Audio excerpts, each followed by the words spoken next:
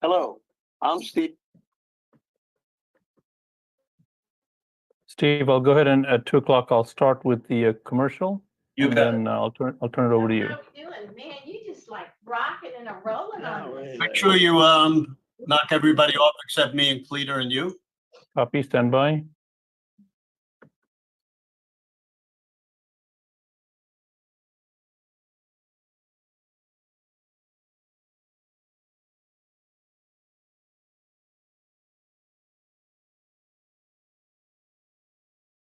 One minute.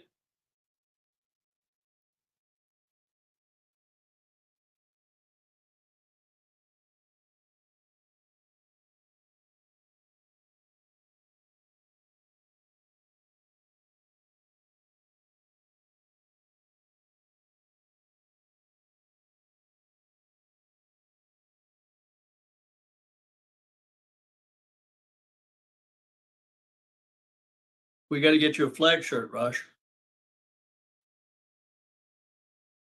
No sound. Raj, no sound. Can you hear me? We don't have sound by you. You're not Great, can you hear me now, Steve? Yeah, now I can. Great. Okay, play the commercial. We're ready to start. Stand by.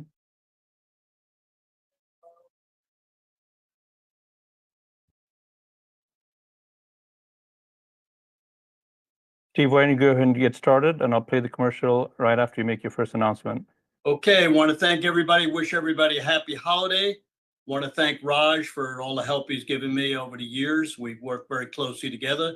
Want to thank Cloud Hub, Patriot TV, Lindell TV, The War Room, Melissa Redpill, Brighteon TV, Dan Smilgio, Your News, Total News, and of course, Dan Schultz. If it wasn't for Dan Schultz, I wouldn't be here. We'd like everybody to get his book. If you can show that, Raj, you want to put me on the screen?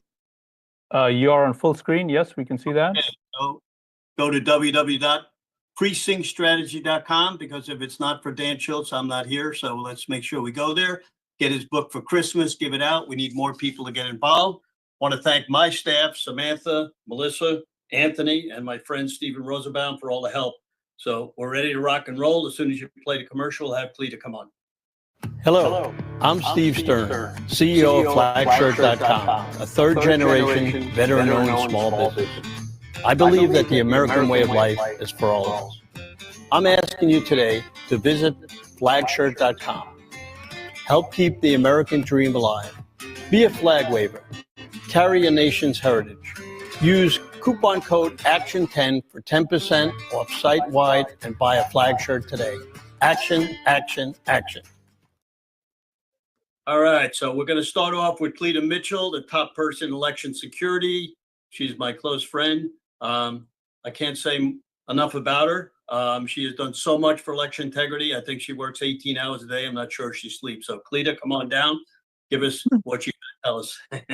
Well, thank you so much, Steve. I feel the same way about you and Raj, and thank you for all that you guys do. And thanks to everybody who's interested in saving our elections. Look, it's for the last 4 years, this is all I've done is work on election integrity. I was one of President Trump's lawyers in the post-election of 2020 in Georgia and saw all I needed to see there. But boy, I tell you what, we've built this network nationwide of state coalitions, and I was just on the Michigan call, their weekly call just a few minutes ago.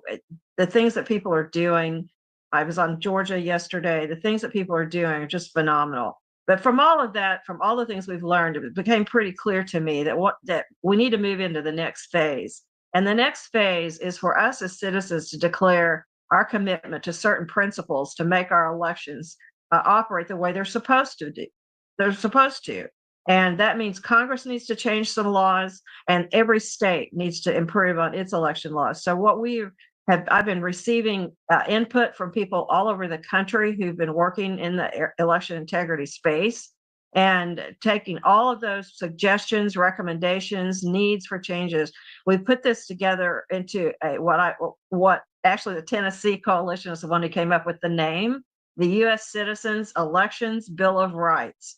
Because when election laws in one state are bad, like in California, we all sit and watch them count ballots for a month after the election. We need to stop all of that. But so what we've come up with is the Elections Bill of Rights. I'm just going to run through it quickly. We're going to roll it out. We're building up a website so that you can have a link to it, and we'll send that out when we get it all done. But number one, the most important thing is that only U.S. citizens should be able to participate in our elections and in our body politic. And that runs the gamut from voting and registration all the way to no foreign money in issue campaigns, to making sure that there's no foreign ownership of any voting system, making sure that the census has the citizenship question, that House seats are apportioned based on citizen population, not on total inhabitants. But citizens are the only ones who should be participating in our elections and our body politic. Number two, that voter ID for all voting, and that includes voting by mail, and any ID that's acceptable for voting has to be one that proves that you're a citizen. Right now, that is not the case. You want to know where some of these crazy ideas came from for a utility bill or a bank statement to be a voter ID? That's in the federal statute. So we need to get rid of some federal laws. Number three, everybody votes on election day in person, except for those people who are allowed to vote by mail because they fit into certain categories. We need to get rid of this election season, get back to election day, and having most everybody voting in person. If we go back to precinct voting, we can do that. And it'll take an army of American volunteers and patriots to work those polling places to have that many locations. But I'm a firm believer that we can do that. Number four, we need to confirm citizenship of everybody who is currently registered and all new registrants. And we need to have rigorous cleanup of voter rolls. We all know that even in Florida, there are problems with the voter rolls. There are problems with voter rolls in every state. And that's largely due to federal law and state laws that have been enacted to follow up on that. And so we need to have vigorous list maintenance and clean voter rolls. And everybody on the voter rolls needs to be confirmed as being a citizen. Number five, we need to replace all the insecure, vulnerable voting systems. Congress, after the 2000 presidential election, appropriated billions of dollars and required the states to get rid of punch card systems and the old lever machines. It's time for Congress to do the same thing and get rid of any of these vulnerable election systems. We need to people need to be able to vote on hand-marked paper ballots printed on security paper. And the tabulation needs to be done immediately. And we need to have the election results by that night. And that can be done. It can be done. But we have to insist that all the states and Congress make sure the laws reflect that. Number six, we need to make sure that every jurisdiction is confirming the accuracy of the election results before certification. And there are ways, some states have good laws on that, but they're not following those laws. So we need to make sure that there's reconciliation and confirmation, and that every state is required to do independent post-election audits, but not by the election office auditing themselves, but by independent auditors, just like in any other business. We need to ensure the transparency of the election records and the election process. We know that now the election records are supposed to be kept for 22 months. That's a federal law. However, there's no enforcement. And the only person who can bring an action to enforce that is the Attorney General of the United States. And Merrick Garland has shown no interest in enforcing that statute. And everything about the election process needs to be transparent and open to the public and to observers, meaningful observation. Number eight, we need to protect our military deployed voters and separate the process for voting by overseas citizens who are civilians from the military voters. We all think of the overseas ballots as being military, but that's not true anymore. And in fact, I would be willing to bet that when the data is done for 2024, that upwards of 70%, more than 70% of the overseas vote will be from civilians. They don't have to provide any proof of citizenship. They don't even have to prove that they live overseas. We need to fix that while protecting our military voters. And number 9, we need to eliminate these cockamamie left-wing billionaire schemes like ranked choice voting and the national popular vote. These are things that literally left-wing billionaires are trying to cram down our throats through initiative ballot issues. They're spending tens of millions, hundreds of millions of dollars, much of it from foreign donors. And we need to make sure that that states are not buying into these ridiculous systems. And we need to protect our Constitution and the Electoral College. And finally, citizens need to have standing to sue those election laws. Right now, if you're a left-wing group, you always have standing. If you're a group of citizens or a citizen trying to enforce the election laws, half the time, most of the time, the judges say you don't have standing. So that needs to be turned on that's backwards. So we need to flip that because that's the state of the law today. So that's a very quick rundown. We're going to be having training on each of these. We're going to produce some training videos on each of the principles. There's a lot to do. Congress has a responsibility to fix the bad election statutes that are in federal law, and every state needs to take a look at these principles and make sure that their state election codes reflect these principles, because these are our citizens' elections Bill of Rights. It's to protect U.S. citizens, protect our elections, and ensure that the election laws make certain that we are proving citizenship, that we remove the whole election system from left-wing manipulation,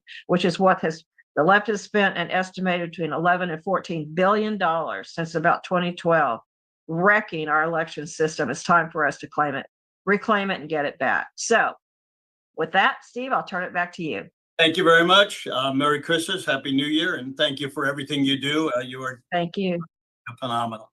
Okay, next we're going to have Ed Solomon on. He should be there. Go ahead, you're up. All right. Good afternoon, everybody. So I'm just going to start my presentation with the most damning stuff we can possibly have here. Okay. So I'm going to share my screen. Let me know when you guys can see what's on my screen. Yeah, I can see your spreadsheet. Okay, we're going to start with this right here. And this is the results in Nevada. Okay, and before I show you the full picture of these results, we're going to zoom in on this graphic I made of a football stadium. So what you're seeing here in red are all the Republicans who voted no against ranked choice voting. Okay, so that's this section right here. And green is all the Republicans that voted for ranked choice voting. There are no Democrats in the stadium. And this is only in the early vote. So I say, okay, 80%, which is a 4-to-1 ratio of Republicans voted against ranked choice voting in Nevada, in both Clark and Washoe counties. What happens in the election day vote? This is not the mail-in vote. The mail-in vote is worse. What happens in the election day vote? Well, Republicans and Republicans only, it was a 50-50 split, a 1-to-1 ratio. Can you imagine filling a stadium with hundreds of thousands of Republicans one day and filling a stadium with hundreds of thousands of Republicans the next day, and you go from a 4-to-1 ratio to a 1-to-1 ratio for and against ranked choice voting? Okay, so here we have it here. If I zoom out now, this is Washoe County. So identify a Republican in the cast vote record as somebody who voted for Trump and a Democrat as somebody who voted for Kamala.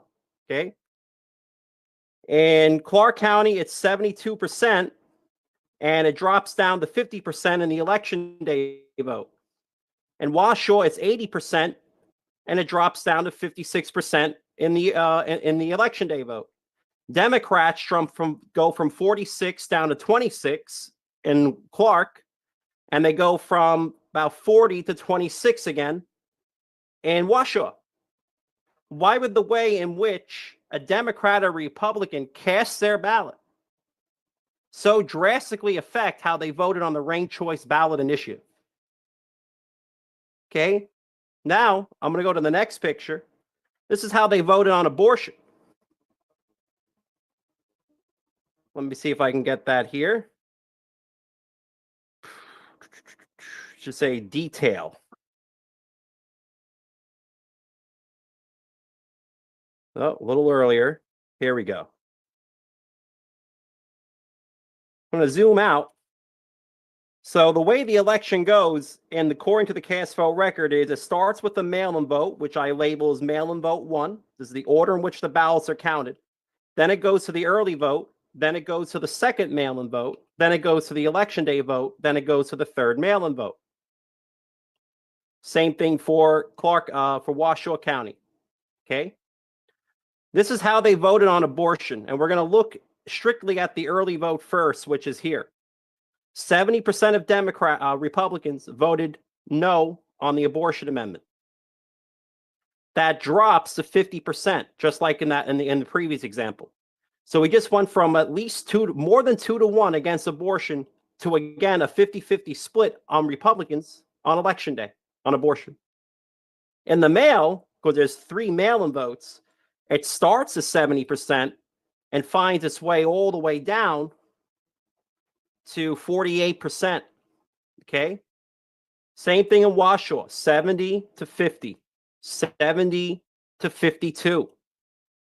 I personally don't believe that Democrats voted 5% no against this. So that's a different argument altogether, but we'll address that another day.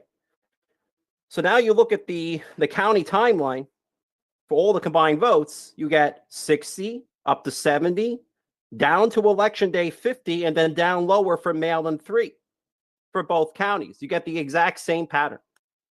My favorite one to show people is Arapahoe County, Colorado in the year of 2020. Okay? Like this one just cracks me up. So we're going to pull that up. Clark versus Arapahoe. And what you're seeing here is you're looking at how Democrats and Republicans voted on Proposition B in Arapahoe County, Colorado in the year of 2020, which was to triple everybody's property taxes. Okay? Literally. And it says that Democrats and Republicans voted the exact same way at all moments in time for the last 10,000 ballots cast in Arapahoe County. It's 350 to 380,000 ballots. No matter where you go, maybe you get a little discrepancy once in a while. Democrats and Republicans voted in perfect parallel throughout this entire election. The same thing happens in ranked choice voting in 2024 in Clark County, Nevada. Republicans and Democrats are moving in perfect parallel for the entire vote. What does this normally look like? Okay, in a fair election, well, I don't have to show you. I can show you how people voted on other ballot propositions in Nevada. Okay, so we're going to go to fair versus unfair. Normally, you just get random noise. So this is on ranked choice voting in the early vote of Washoe County. You don't see perfect parallel movement. This is on state question 5, which was to make diapers tax exempt for young people, for babies and old people. You don't see parallel motion, but you do in Arapahoe, and you do in Clark County's mail-in vote on ranked choice voting. Why is this all important? Okay, because this goes to show that, one, they can rig the election day vote. In fact, they can rig the early vote too. That happens in other places. So when people say, oh, if we all vote on election day, or we all vote early, or we all vote by mail, it doesn't matter how you vote. Everything goes to the central counting terminal. All goes to the same computers. Traditional ballot stuffing, by the way, can't produce perfect parallel motion and cast vote records. Only an algorithm can do that. Only an algorithm can do that. They can rig it all. Voter ID, what does voter ID matter when algorithms can flip votes? That's why they let voter ID pass in the state of Nevada on the ballot proposition with 74% of the vote, because it doesn't affect them. Voter ID won't save us. Voting on election day won't save us. The only thing that's going to save us is the guarantee clause, Article 4, Section 4 of the United States Constitution. The federal government shall guarantee to every state in this union a Republican form of government. If you don't have free and fair elections, you don't have a Republican form of government. The elections are unverifiable. Nobody can ever match the paper, assuming the paper even exists, against the machine count. They're unobservable. No human being can process ones and zeros in the central counting room. You can put all the observers you want in the central counting room. Unless you're Neo from the Matrix, you can't see the ones and zeros going through the electric currents of those circuit boards. They're unobservable. They're unverifiable. Therefore, they're unconstitutional. That's all I have to say today. Hey, thank you very much. So before we get our next guest, I want to ask everybody for a Christmas gift. I'd like you all to go to Stern American on X and please join me so we can get this spread all over the country. And Raj, would you put that March the 3rd item up again? Yes, I sure can. Stand by. A couple of minutes, so let's talk about that before Joe comes on. Stand by. So this again is March 3rd. We're asking you to save the date for March 3rd. Why are we asking you to save the date on March 3rd? That is because we're having the second annual Republican invitation on March 3rd. It is going to be an amazing event with golf, election security conversations, and excellent food. And to trump all of that, it's at Trump's International Golf Club, which is a gorgeous, gorgeous facility. Steve, back to you. Yep. So this is going to be March the 3rd. What we're going to have for 4 hours, we're going to have all the top election security people on there live. Whoever can come on live to the Trump International course. We're going to have 88 golfers playing. And while they're playing, we'll be broadcasting all over the world. And we expect 20 million people on this. We're building this up. That's why we started now. If you could get that a little bit bigger so they can see what that is. We have invited President Trump, and actually he's going to be in the White House, so I'm not sure if he'll be there, but he has been invited along with Laura Trump, Eric Trump, Trump Jr., and many celebrities in this. Last year we had celebrities there, baseball players. We had a lot of people playing. Last year we did 50 people for precinct strategy. This time we're going to do 20 to 30 people for election security. If you want information on that, go to sstern1054gmail.com. That's sstern1054gmail.com. Raj, when is our next one? January 10th? Is that what it is? I think it's January 10th. I'll double check that and let you know in just a second. We've got a zoomed in shot here now of the flyer. If you could please take your phone out and take a picture of this. Please invite everyone you know. You can also scan the QR code. I'm going to zoom in further on that. You've got Steve Stern's telephone number there. This event packs out. There's so many people in, I think it's Broward County, that just show up. So if you're not there and you want to get a seat, act on it earlier. And I'll confirm that date in just a second. Steve, back to you. Okay, so we're pleased to have Joe Altman on. He has really helped us out here getting this on Lindell TV today.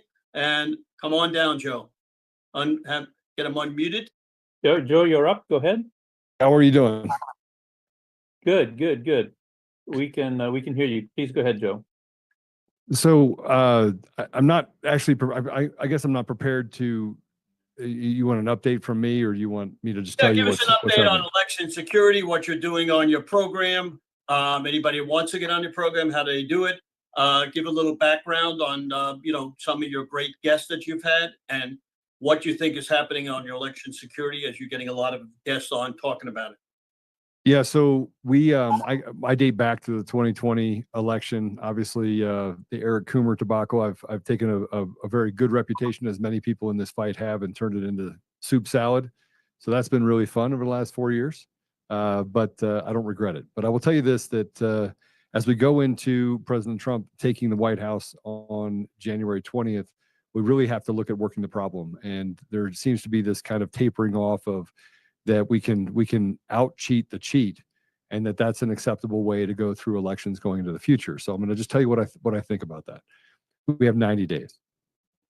We have 90 days in order to have, by executive emergency order, voting machines and mail-in ballots removed from our election system. So over the last 5 weeks, I've been working on a white paper that is the architecture. I'm a system architect. I have 2 tech companies. I was a tech guy long before we got involved in this election stuff. But we need to go to paper ballots in person. Obviously, all the things that we've talked about on election day. I'm all for actually a 2-week period, which is early voting. And you would say, Joe, no, it needs to be 1 day. Well, the lives of Americans are very complicated. And so you have to relent to certain things. And 2 weeks where it's in person, they have to have an ID, or we make exceptions, ADA exceptions and other exceptions to people that maybe have a disability or not able to be there. They have the ability to vote by mail, but that's a very small percentage of our vote. And then the 2 weeks prior to that, those 2 weeks of early voting, would be relegated to our armed forces, for our military, overseas personnel, where they have the ability to vote first. They're the ones that put up the most to lose every day. They fight for America, and they should be the first ones to vote. Now, with that said, if we go to decentralized counting, which is one of the big issues that we've just seen, is that there's no transparency there, and we count at a precinct level, that will allow for us to hand back control of the elections and the transparency that's required in elections for Americans. And it'll force those people that are going to cheat back to an archaic form of cheating. Now, cheating is always going to occur in elections. It's just bad people are going to do bad things, but this severely limits or hinders their ability to manipulate elections. By this decentralization, which is the way it's always meant to be for 250 years, we will return the ability for Americans not to vote for career politicians. So we're, as you look at this process and making Election Day a federal holiday, we give it to dead presidents. Why can't we give it to Americans to have the most important thing that we have be voiced, have a holiday for that? We shut down our economy for 6 months. So there's definitely a precedent for us having the ability to shut down operations in the country for one day. So as we start looking at how to fix this, and you would say, well, Joe, I've had multiple guests on the show. We had Harry Hari on today, as well as Sean Smith, who is amazing. And we've had other system architects and people come in that have talked about what the election system is. We recognize that if we don't actually do this, if we don't actually rip the Band-Aid off and stop trying to work within the confines of the system that's currently there, then we just have a 2-year reprieve. It's a speed bump in the road to tyranny, as Sean Smith said. And so we have to literally disrupt the entire thing. And this is the problem. This is not the symptom. This is the problem. The symptoms are everything else that we deal with: child trafficking, the open borders, legislative action that goes against the will of the people, higher taxes, bloated government. We could talk about all of that. I don't even care about any of that, because most people in this country feel like they're invisible anyway. And so giving them the ability to stand in solidarity with other Americans that just want us to have real conversations and real representation will be the thing that prevails. So as we talk through this process, if it's not done in 90 days, I'm just going to tell you right now, that's what we have to push towards. We have to push towards a radical change that goes back in time, that gets rid of the black box, that gets rid of the election machine companies, which are all owned by private equity firms and hidden ownership. It gets rid of the ability for them to have multi-state manipulation, because elections are supposed to be done at a individual state level, and even on the state level, they're supposed to be done at a community level. It'll eliminate the ability for people like the Secretary of State to control outputs and outcomes of elections. It'll stop the chaos that exists in our election systems, regardless of where they are in the country.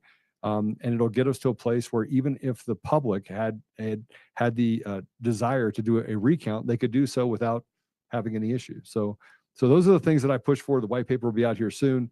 An ex-deputy Secretary of State asked me to write this paper, actually asked me to write a brief, and the brief turned into a 25-page paper that I've been getting input from experts across the country, but looking at how do we secure this and get rid of the Runbecks of the world and even the mail ballot printer companies, which frankly are a part of this entire charade. So that's it. So I have a show, by the way, on Conservative Daily. I have that show 5 days a week. We're one of the top, 0.5% of podcasts globally. We reach about 15 million people a month. And frankly, both the left and the rhinos on the right hate me. So I must be doing something right. I can't figure out what I'm doing right. But all of this, by the way, to be said, another thing that I think we should push towards is making sure that the churches stop using the 501c3 as a blanket for why they won't talk about ethics at the pulpit. And I believe that truth is a commodity that is rarely traded ethically. And that's one of my biggest issues, is that we don't want to talk about what's really happening because we're afraid of the truth. So we sniff around the butt, just hoping that we don't get to have to deal with the problem. And this is how we deal with the problem. So in the couple of minutes we got, tell people how they can see your show. Also tell them how they can see other shows that you schedule for. I think you're in charge of Lindell TV's schedule. A lot of people don't know how to get on. They also don't know how to get, if they have somebody good they want to get on the show, where do they go to? So you go to frankspeech.com. We're on Roku, Google Play, Play Store. You can see us on any of the major apps. We're also on BEK Network. So we're on networks on the cable network across the Midwest, I believe. We have Rudy Giuliani that's on there as well. Mike Lindell has a Lindell report. Bannon is on there a couple hours a day.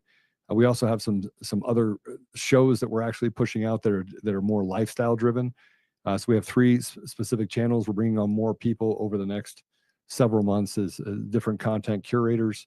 And it's just a great network. We're a publicly traded company now, so FSBN. You can go to fsbn.com and get information on the network itself. But we're doing great things, and frankly, we want to be able to evolve to a place where we're not always just talking about politics. But right now, that's what we're doing. So we want to get into the community and try to heal some of the communities that are being stabbed in the back by people that they say that they're there to protect them, like the Democrat-controlled cities, and really getting them awake as well. So that's the network is going to be driven towards the target of the people and truth. And frankly, if you give us enough time over the next couple of years, we will surpass any of the other channels that are out there. And I do believe, I can't swear to this as far as it being fact, but I think I can pretty much say that it's fact, and that is that we will be getting a seat at the table at the press briefings for the White House. So look forward to doing that as well and reporting back. I can't see any of the questions, but I saw some come across. Chat. Joe? Yeah. Put that information in the chat. Okay. I'll have them put that in there right now. Merry Christmas, a Happy New Year, and thank you so much for coming on. All right. God bless you. Got it. Okay. Excellent. So we're going to bring the great Joe Hoft on here. Just a quick word to those of you that are watching us on the live streams. Thank you to all of the streaming partners that have been streaming this. We have a number of people here on the Zoom. And if you want to be on the Zoom call for these events, text word elections. You can see it on the screen behind me. Text word elections to 91776. We're not going to ask you for money. We're not going to send you any spam, but you will get updates on when these calls are held, and you'll get a link to the Zoom call as well, so that if you want to participate in the conversation, I'm looking at the chat here, there's a bunch of questions, bunch of information being dropped on. So if you're watching us on any of the streaming partners and you would like to actually be on the Zoom part of it, text word elections to 91776. We're going to bring Joe Hoft on, and just before he comes on, I just want to acknowledge Joe. As you know, I'm with Defend Florida, and Joe has been an amazing asset and resource for us. He literally is worked with so many grassroots leaders and has helped amplify their findings on the large stage that he has on his blog. So Joe, I just want to call that out and just say thank you, man, for doing all of that. And the floor is yours. Over to you, Joe. Thanks so much, Raj and Steve, for having me. That's great. Thanks, Joe, for the share. Before this, by the way, one other show on Frank Speech Lindell TV is the Joe Hoft Show too. So it's maybe the best show out there. So be sure to watch that weekdays from 1 to 2 Eastern. So today and Steve invited me here a few weeks ago to speak, but we put up a big post on Sunday that was huge. It absolutely went viral. And I thought I'd share that today. I mean, I'll share it here on the big screen, but maybe just to give you some information about it. We kind of walked away from this election, at least it looks like the GOP has, and everything's fine. Everything's fine with the elections. I saw Frank Luntz came out with a poll the other day where he apparently said, yeah, most Republicans now think elections are fine. And I don't think there's anybody on this call that would suggest that these elections are fine. I don't think anybody in their right mind could. Certainly no former corporate auditor and executive and finance guy like myself would ever sign off on these numbers. And even in this election as well, I think there's maybe some hesitation to bring up some of the fraud because Trump won and nobody wants to jeopardize his win. But there was massive fraud across the country, I think, especially in the lower races. You talk to people in even Florida that have pointed out things to me about that election. For example, the mail-in votes. How is it that every day that we receive mail-in votes, which we vote like for 3 weeks before Election Day in Florida, every day the mail-in votes come in, and it's just coincidental that the Democrats always have just a little more votes than the Republicans do every day. It's like a stream. The numbers just kind of flow up and down with the Democrats, always more. Things like that are out there. We know it, and it needs to be fixed. And I think President Trump crushed it. And it was he that did that. It wasn't any efforts really by people, any one individual in particular. I've seen some people try to suggest that they were the ones that won the race, perhaps in Pennsylvania or whatnot. I think it was ultimately President Trump was an incredible candidate, and it was a miracle too that we all saw that day on July 13th, where he turned his head at the right moment, and the country was saved. I mentioned this on my show earlier. It was the difference between World War III and Let's Go to Mars, and that's what we saw that day. Elon Musk jumped on board the next day, and it's been absolutely exciting ever since. And we all though sat back and wondered, when's the water main break going to occur in this election? It took me weeks before I could really kind of sit back and realize, my God, we had a miracle, and we're moving forward. So it's great to be here with you. Here's a piece though that we put up on Sunday. I'm gonna see if I can share it here with you. Let's see if that works, guys. I'll hit share right now. How's that? Can you able to see that? Not yet. Yeah, we can see it now. Okay, so here we go. This piece we put up Sunday, it just absolutely went viral. What you may know, many of you probably do know, is that in the House race, President Trump crushed it across the board on election day. But then all of a sudden, on these House seats started to dwindle, as well as these Senate seats. I think David Clemenza said he thought maybe 8 Senate seats have been basically taken away from us. I think the House seats is also a big deal. In California, especially in Orange County, there are 6 House seats, U.S. House seats, and of those 6 seats, 5 went to the Democrats. Now, if you talk to anybody out there, anybody that knows anything, anybody that knows the history with that location, probably some here on this call, Orange County is a very conservative county. It's very, very red. To see 5 out of 6 seats go to the Dems certainly makes you scratch your head at the least. So we started looking into some of the numbers and some of the other events that happened right after the election. I put this piece out, telling people go and help them in Orange County. They needed help with curing. President Trump re-truthed this story that we put up as well, not just at joehoff.com, but at Gateway Pundit. And that was on Friday. That evening, there was a bomb threat in Orange County at the election center. So what people don't realize is that wasn't the only bomb threat. There was more than 50 counties across the country that had bomb threats in the 2024 election, 7 in California alone. The night that the bomb threat occurred, what happened was the sheriff's department shows up and they shut down operations, and at the same time shut down the live stream that's covering the where the counting was taking place. That was the thing that really grabbed me. I talked to a Leo individual who's been a sheriff for years, said the last thing you do is shut down the live stream. You'd want to make sure that you could keep your eye on anything. Might save somebody's life if they walk into an object that looks peculiar from the live stream. So anyways, a lot of oddities regarding that. And at that time, there was 3 races that were real close, but the Republicans were winning them all. What happened over the next few weeks was that we saw these change, and all 3 of those seats were turned blue after about 3-4 weeks, because, as you know, they have this monster vote that continues for a long period of time. The other thing I should mention too is just some open barriers to the elections in California. One is their voter rolls are totally bloated. We had an estimate that over 3 million individuals on those voter rolls are illegals, because they just pushed all the registrations from their DMV into their voter rolls. This happens across the country, but anyways, now there's estimates, and I've put together a piece that shows that. So voter rolls are messed up. They have these long periods of time to count votes, and of course they have mail-in and absentee ballots, as well as the machines. So kind of a mess, kind of a nightmare. At the end, the results of the state were or of the county were 76% voter turnout. That's unusual, because other states it's around 55%. If you're familiar with the voter turnout. Anyways, the other peculiarity is that President Trump lost to Kamala, which people say is a joke, as well as Steve Garvey had more votes than Adam Schiff, but he also had more votes than President Trump.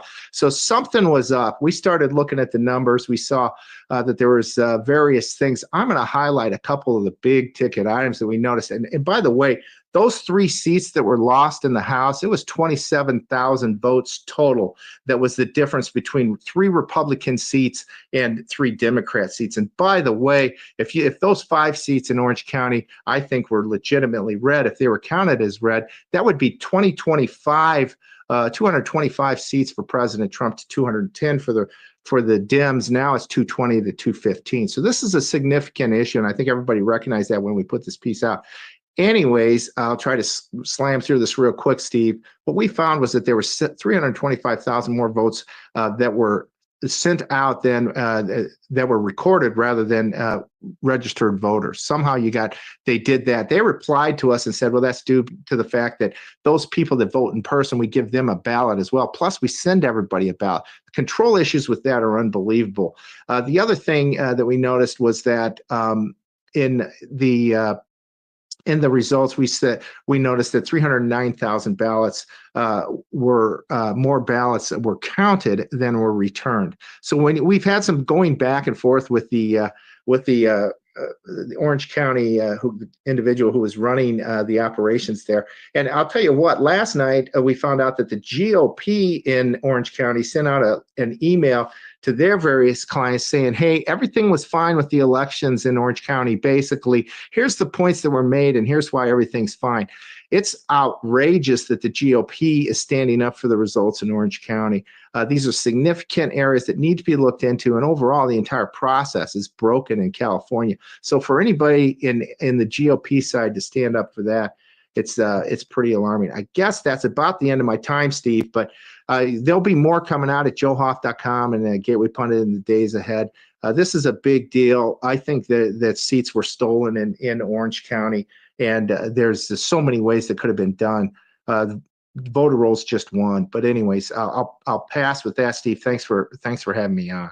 Very much. Happy holidays. And now we're going to have on Mark Schaffline, one of the great guys, owner of Patriot TV, a real patriot. He does everything, shows. He's back and forth from Florida to California, and I think he's right in orange, so he's going to work on trying to change that election. Go ahead, Mark. And again, a lot of the guys who have participated and women on this telecast today have been guests on Patriot TV, including Joe, who was on my show up until election. We did a show for 4 weeks prior to the election called Election Edge, and we touched on a lot of the issues that have been talked about today. And I think Joe really brings up a good point when he talks about some of the complacency, and this has been referenced by both Joel and Joe, about Republicans are feeling great right now with Donald Trump in the White House. We've got a 53-47 Senate. We have as Joe said, 220-215 House. But I think when you really dive into some of the numbers and some of the what I'll call lost opportunities, the numbers could have been much bigger. Now, we're broadcasting from here in Orange County, and as Steve mentioned, we had dinner down in Florida. I have an opportunity to go back and forth, meeting with General Flynn and Michelle and Raj and Ali, when we were down in Venice. And one thing I do want to talk about for opportunities is take a look at the state of Florida. Back in 2000, it was the laughingstock. Again, we helped elect George Bush because, frankly, there were a lot of people in Palm Beach County who were Democrats that voted for Pat Buchanan. Obviously, the hanging Chad piece is part of American folklore and election history. But when you fast forward to the last 2 elections in the state of Florida, 11, 12 million votes, they're all counted within 3 hours. We have, you have to have voter ID in Florida. You have to sign your ballots. Signatures are matched. You can do early voting in Florida. It seems to work quite well.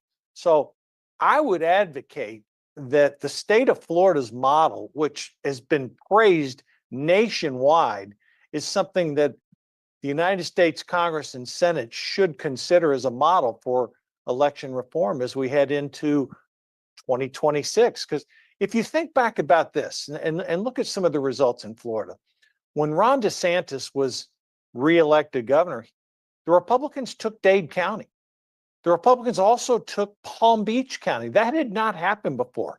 And where Steve's broadcasting for in Fort Lauderdale, we didn't necessarily win Fort Lauderdale because it's very heavily Democrat, but we made strides and it became more red than it had been before. Fast forward to this past election. You had polls coming out showing Rick Scott only winning by 2 or 3 points. Rick Scott, he traditionally has close elections, quarter point, half point. He won by 12. So I want to celebrate our successes. Same thing could be said for Ted Cruz in Texas. Some of the national polling had Colin Allred up a point less than a week after the election. Cruz won by double digits.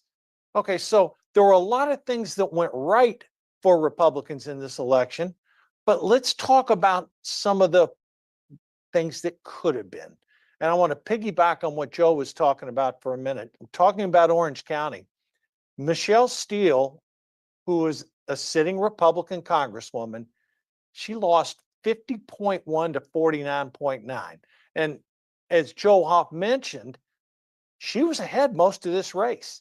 But here in California, it's all mail-in ballots, and they just kept trickling and trickling and trickling. And finally, once Tran got to a lead, the race was called and she conceded.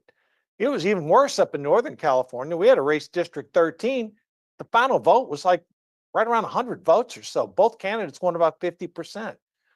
And to put that in perspective, we now have 3 members of Congress, all from safe districts, albeit, who are going to be part of President Trump's cabinet.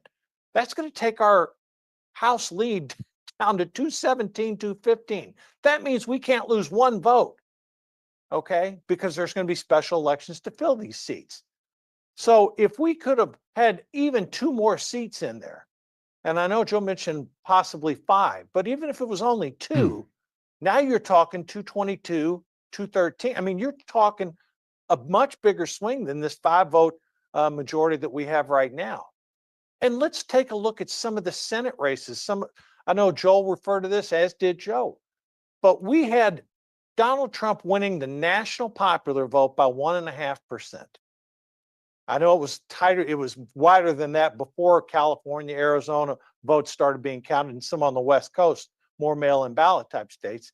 I think on election night, he was up close to 3%. But yeah, Trump ended up winning right now 1.5%. 48.8, 47.3. Clearly a winner, clearly a significant win. And he won the 7 swing states. Now, let's look at what could have been. In the state of Wisconsin, we had a great candidate. He ends up losing 49.4, 48.5, 9/10, less than a point, Eric Hovde. And Trump won the state. So were Trump's coattails not big enough? I don't know. That's a tough one to swallow. Michigan. We had a great candidate for United States Senate, lost by 0.3 of a point. Nevada, we had a decorated veteran. He was ahead throughout much of the process. He ended up losing by 1.7%. In Arizona, Kari Lake, Floyd Brown, who's closely associated with Patriot TV, was her campaign chairman. That race was, at the end of the day, she was down 2.4%. So you had 4 races there, extremely tight. And then I've had people say, well, Mark, what about the other end of it? Dave McCormick, he barely won in Pennsylvania. Yes, he did, but let's talk about Pennsylvania. Look what happened in those counties surrounding Philadelphia when county commissioners were trying to go around the rules that the state Supreme Court had approved. And you had that infamous lady who said, oh, I don't care what the law is, we're going to do it this way. I'm paraphrasing, of course. But at the end of the day, it took the Pennsylvania Supreme Court, with more Democrats than Republicans on it, to intervene to validate the election. Mark Elias, the famous Democratic attorney, was challenging that election. And Chuck Schumer, he didn't want to have Dave McCormick come in for orientation. So that gives you a sense of what we're up against. Now, let me put this in perspective on how Republicans, Democrats see some of the suggestions that have been talked about so far. 97% of Republicans favor voter ID. Believe it or not, 53% of Democrats do. And 84%, this I think is the most significant piece, 84% of independents favor voter ID. So having a Republican House, a Republican Senate, and Donald Trump in the White House, I agree with what Joel said. Your first 60, 90 days, here's your opportunity to move in election integrity. Possibly, maybe we can't get everything we want, but if we could get a national voter ID piece in place, I think that would help with the integrity of our elections. You know, in Europe, 33 of 37 countries have voter ID like that. Now, again, going back to what I said, here in California, no ID at all. So vast majority of voters approve that.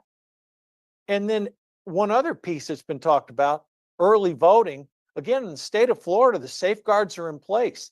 My belief is that early voting is fine as long as you have the voter ID and some of the other suggestions that came right when we started the program, because Florida's been a model on how it can work.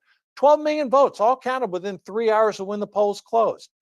I mean, you can't get much stronger than that. Now, as far as early voting goes, 60% of Republicans approve that, 95% of Democrats.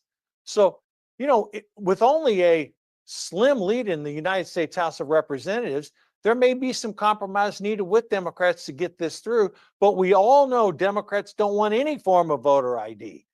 So we have an opportunity for us, as Joel said, and as Joe said, and if we can move forward on some of these initiatives, then, you know, I think that will be good. Also, think about the results of this past election, okay? 3.5 million fewer voters, according to the official results, voted in 2024 versus 2020. Does that sound realistic? I mean, that hasn't happened since 1972. And then you look at the candidates, and again, yes, Donald Trump won. Kamala Harris got 6 million fewer votes than Joe Biden. Now, you can say what you want about Kamala Harris, but she spent $1.5 billion versus running a basement campaign and still got 6 million votes less. Does that say that the 2024 election, as Donald Trump has said, was too big to rig? That, you know, we had thousands and tens of thousands of poll watchers and attorneys, and Michael Watley and Laura Trump at the RNC did a phenomenal job. Was that accounted for, or was it the fact that maybe something happened in 2020 that accounted for that 6 million vote differential? Minutes. So again, a lot to unpack there, but you know, these are some of the things that we've had to deal with. Now, again, Steve, I want to thank you for, you know, having us on here at Patriot TV. We've got a tremendous show host lineup, people from Shannon Joy, Will Johnson, Jason Burmis. I mentioned Ali Leggy and Michelle earlier, Kay Daly, Joe Pags. I mean, we're patriot.tv where you can find us. We've got tremendous show hosts, and just like other members of the conservative media, I think one thing that our side can really do a good job now that Donald Trump is in the White House and we have that House and Senate. You know, Republicans have a tendency to fight among each other. Democrats, they are lockstep and barrel. It doesn't matter if they're voting or if it's a specific issue. Our side seems to be more fractured. One thing I would like to see as we move forward with this advantage now is the conservative media that we're all part of here, this new media, not the legacy media, can come together with the support of the people in the White House. Thank you very much. Conrad, you're up. Happy New Year. Merry Christmas. Thanks for coming on. Well, thank you very much. And hello, everybody. And it's a pleasure and honor to be able to speak with all of you. I was asked to give a quick update on what we're doing here in Arkansas, particularly as it pertains to election integrity here. We've had an uphill battle, and for most of you who know, we are a solid red state. We have the supermajorities in the House, the Senate, we have the governor position, and all the cabinet members. But we have had a tremendous roadblock from the Republicans in our state trying to keep us from going to paper ballots and having secure elections. They want to keep the machines.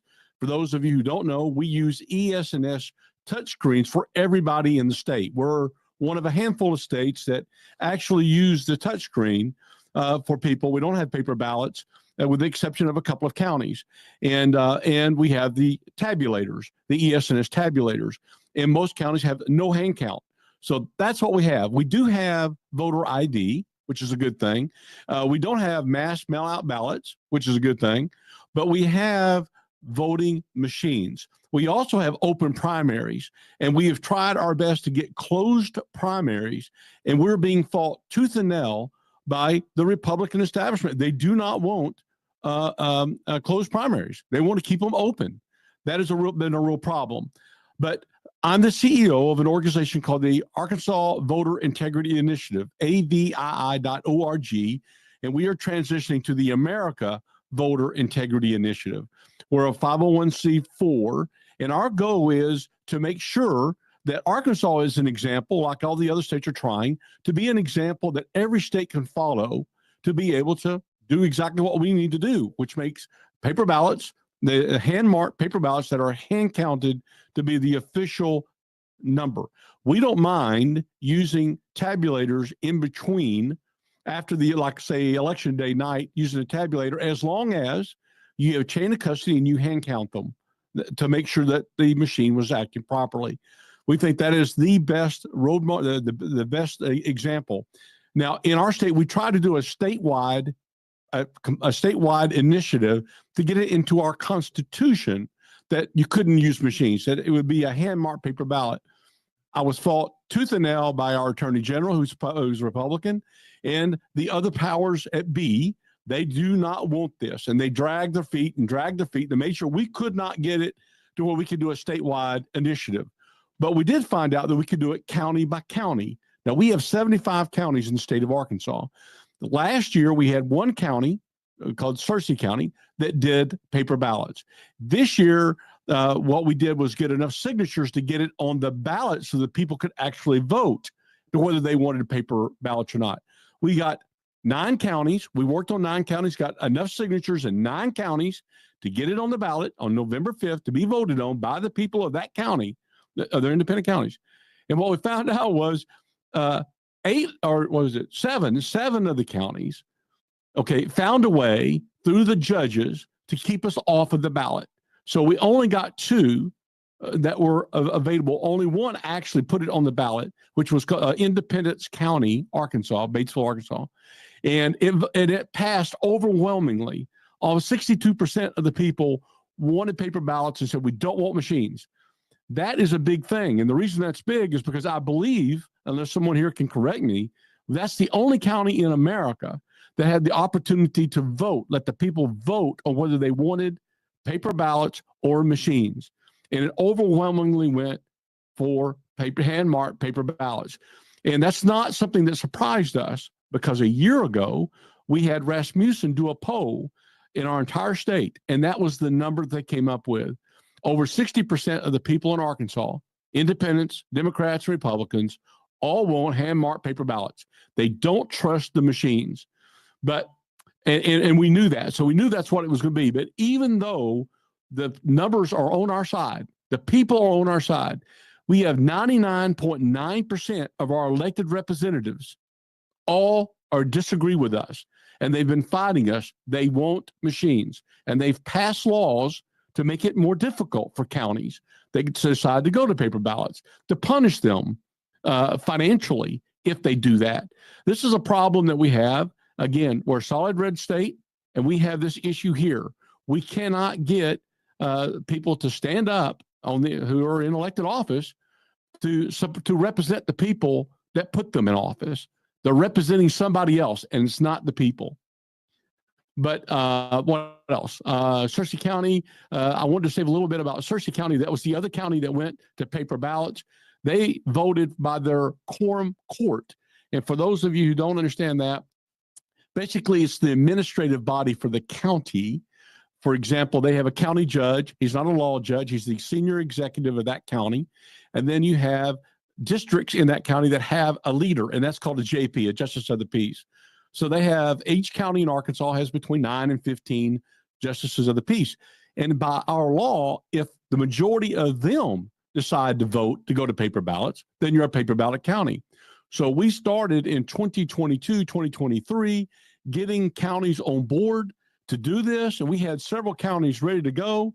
One county did do it, Cleburne County. But guess what? We have an organization here called the Association of Arkansas Counties. They are kind of a shadow government. I'm sure many of your states, I know that y'all have it in Florida, but you have many states that have this organization, and they fought tooth and nail behind the scenes to coordinate with all the county clerks to make sure that this was not going to pass anywhere else other than Cleveland County. And what they did was they pressured the county judges, and they said, basically, we're not going to help you with your road grants, federal road grants. We're not going to help you with your any other grant you want for your county if you pass paper ballots. Now, why would they have an interest in doing that? You know, the whole point is somebody is pushing that organization to fight all of us who want transparent elections. And I'm working hard as best as I can to make sure that Arkansas will completely go to paper ballots. But we believe at our end, the best way to do it is probably at the national level instead of county by county, because what happens is you get a lot of people who get scared. They don't know what to do as far as these JPs and the county judges. So we felt like we need President Trump to have a commission or to have an organization to be able to push the example of paper ballots. And we wanted to be the example here in Arkansas, the best practices of those counties in the country that are using paper ballots, hand marked and hand counted. And we need to push that nationwide. And our belief is this is a national security issue. This is a national security issue. And since election equipment is critical infrastructure, the president has the bully pulpit. He has the ability to say, you know, as a national security effort, we don't need computers telling us who won. And we need to be able to have access to the code. And one way we could leverage that is to simply say that these machines have to have the ability to meet DoD standards, Department of Defense standards, in order to be used by any or accepted by any state. And we know that's not possible. They're never going to do that. They're never going to let everyone have access to the code that they use in order to count. They're never going to give us access to the barcode, how to interpret the barcodes or the QR codes. So we believe that that is going to be probably the model to be able to change every county in the state, in the country, to go to paper ballots. That's what we want. That's what we're pushing for. And I think that we've done a really good job so far, but really and truly, this has to be an effort led by the president at the national level in order to be able to make sweeping change in the next 6 to 12 months. That's all we have, folks, because a lot of these primaries start early in 2026. So we have most of 2025, and that's about it to make a substantial change. Anybody wants to ask me a question, I'm open for it. Thank you very much. Have a happy holiday. And Dr. Robert Epstein, you're up. And right before Dr. Epstein comes on, a couple of you have been asking, how do you get the access to the recording of these calls? How do you get access to the recording of these calls? The way you do that is you go to sternamerican.com, sternamerican.com, look for the Rumble link, and that is how you get access to the recording of the calls. You can see this very subtle link message behind me. If you're interested in participating in the Zoom part of it, where you can participate in the chat, simply text the word elections to 91776, and you will get a link to the Zoom invite so you can watch it on the Zoom invite. Thank you for that, and we'll hand it over to Dr. Epstein. Dr. Epstein, please go ahead, sir. Thank you. It's a pleasure to be with you. And Steve, nice to see you again. I just texted really two links. One is to americasdigitalshield.com, and the other is a link to a summary of findings that my team was able to preserve for entire year leading up to the presidential election. Looking for the first time at all 50 states at the content that big tech companies were sending to registered voters. We were monitoring big tech content through the computers with their permission. A politically balanced group of more than 16,000 registered voters in all 50 states. We know from past elections that big tech companies have shifted millions of votes in one direction, that is to Democrats, and I lean that way myself. Even though I do lean that way, I object to that. Yes, did you have a comment? There's no comments. No? Okay, great. So the point is that we, in 2024, we greatly expanded our monitoring capabilities. We let the tech companies know that we were doing this. We let members of Congress know. I talked about it on Joe Rogan's show, on RFK Jr.'s show, and many, many other shows. We wanted these companies to be aware that this time we were collecting data on a massive scale so that it would be court admissible. Court admissible. This has never happened before. In other words, we set up the world's first nationwide system for monitoring the content that big tech companies were sending to voters, where they have the power to shift millions of votes. If you go to that little link that I sent, and I'll just send that little link again, you can read an excerpt from a 200-page monograph that I just submitted for publication. And you can actually read an excerpt from it. It's just 10 pages. It's got some very simple graphs in it. And you will see that we made a difference. We made a huge difference. This time around, we helped to level the playing field nationwide and to prevent big tech companies from shifting millions of votes. How do we know that? Well, if you look at that excerpt from my monograph, and I'll keep sending that link over and over again. If you look at the excerpt from my monograph, you will see how we did it, and you will see that that liberal bias in Google search dropped by more than 20% over that period of a year, and that liberal bias in YouTube dropped by more than 50% over that period of time when we were monitoring big tech content. Most important of all, you will see in this excerpt a very, very important graph along with an explanation for what the graph means, showing that in the critical days before the election, when Google was starting to send out partisan go vote reminders nationwide, that means telling Democrats to go vote, but telling far fewer Republicans. They were sending 50% more go vote reminders to Democrats than to Republicans. Our intervention, our posting this information starting on October 31st, got them to stop. We got them to stop sending out partisan go vote reminders nationwide. So if you look at, it's the graph that's farther down, if you look at the big colorful graph that's farther down, you will see that we got Google to stop doing this. Now their homepage where they give these vote reminders is seen 500 million times a day in the United States. It makes a huge difference in the vote. And we know in past elections that Google has used this technique, these partisan vote reminders on their homepage to shift millions of votes. We got them to stop on, yep, there it is, a little bit more, there you go.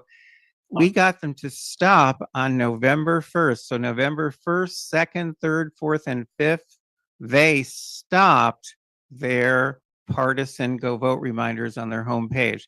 So what we've done here is the first time it's ever been done in the world. We set up a nationwide system for monitoring big tech interference in our elections, and we got them to greatly reduce the extent to which they were interfering, and we got them to stop sending out partisan go vote reminders 4 days before the election. That's a very, very critical and very powerful type of manipulation, which is normally invisible to people. So keep in mind that without monitoring systems, one has no idea about the biased content, about the manipulations that the tech companies are sending to voters. You can't see them at all unless a monitoring system is in place. You would have no idea that they're sending 50% more go vote reminders to Democrats than to Republicans. So monitoring is extremely important. Our system is still running. You can view it running at americasdigitalshield.com. If you want to sponsor one of the patriotic Americans who are allowing us to monitor big tech through their computers, there's a link there at americasdigitalshield.com where you can click if you want to sponsor one of our field agents. We have more than 16,000 people right now doing this in all 50 states. We have court admissible data now in 21 states. Our goal is to continue to expand the system until we have court admissible data in all 50 states. That will put maximum pressure on these tech companies to stop interfering in our elections and, for that matter, to stop indoctrinating our children. That's what I have to say. All right, well, happy holidays to you, and we'll see you in a couple of weeks down in San Diego or Carlsbad or wherever we're going to see you. So Can't enjoy wait it. to see you. Take care.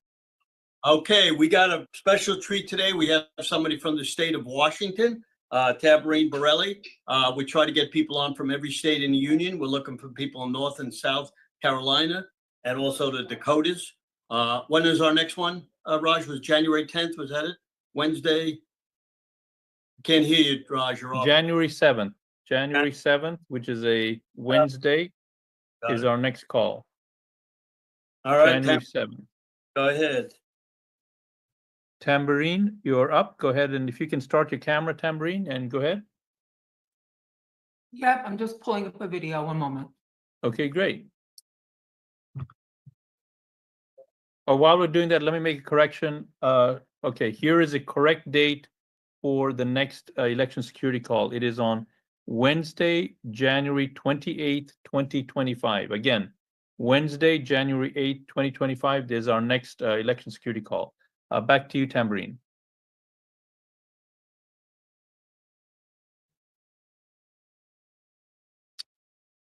Sorry, just having a little technical difficulty getting the video up. One moment, please. Copy that.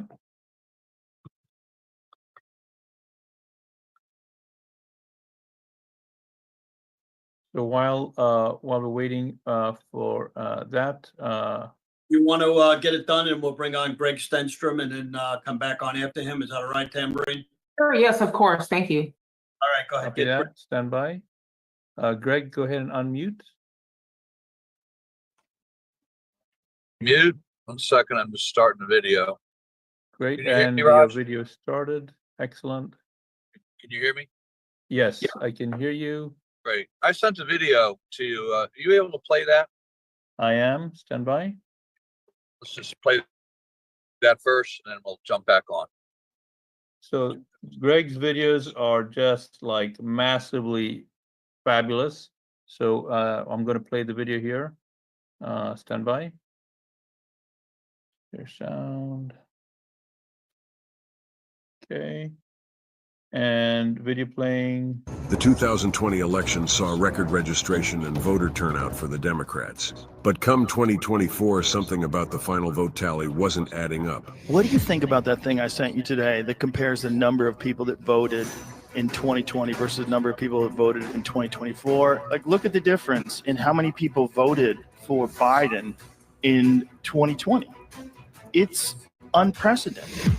That doesn't make any sense. Kamala Harris received 81 million votes in 2020. And then somehow she received 15 million fewer. What happened to those 15 million? That's screen went Raj. Gotta go back to the screen. Stand by. Stop. Raj, Stand by. stop. Yeah. After Tucker. I'm Just going to just restart it start after it. Tucker. Yeah. It's a short video, Greg. I'm just going to start it again. Yeah. It's only a minute. The 2020 election saw record registration and voter turnout for the Democrats. But come 2024, something about the final vote tally wasn't adding up. What do you think about that thing I sent you today that compares the number of people that voted in 2020 versus the number of people that voted in 2024? Like, look at the difference in how many people voted for Biden in 2020. It's unprecedented. That doesn't make any sense. Kamala Harris received 81 million votes in 2020. And then somehow she received 15 million fewer. What happened to those 15 million? It's all a fugazi. You know what a fugazi is? Fugazi. It's a fake. Yeah, fugazi, fugazi. It's a wazi, it's a woozy, it's a Fairy dust. It doesn't exist. It's never landed. It is no matter. It's not on the elemental chart. It's not real. The uncomfortable truth facing the American public is nothing has changed since the 2020 election. In 2024, the people showed up. Democrats did not have the political will to steal the election from President Trump this time, or they would have had a mutiny on their hands. Instead, they are stealing down ballot races in the House and the Senate to block President Trump's America First agenda and to create a false narrative that he does not have a mandate from the American people. The truth matters. The system was exposed, but the war is far from over. We call on patriots in all the states where they are still counting illegal ballots and manufacturing votes weeks after the election. You have the power. Stand up to your local election officials and stop the steal once again. Fight, fight, fight.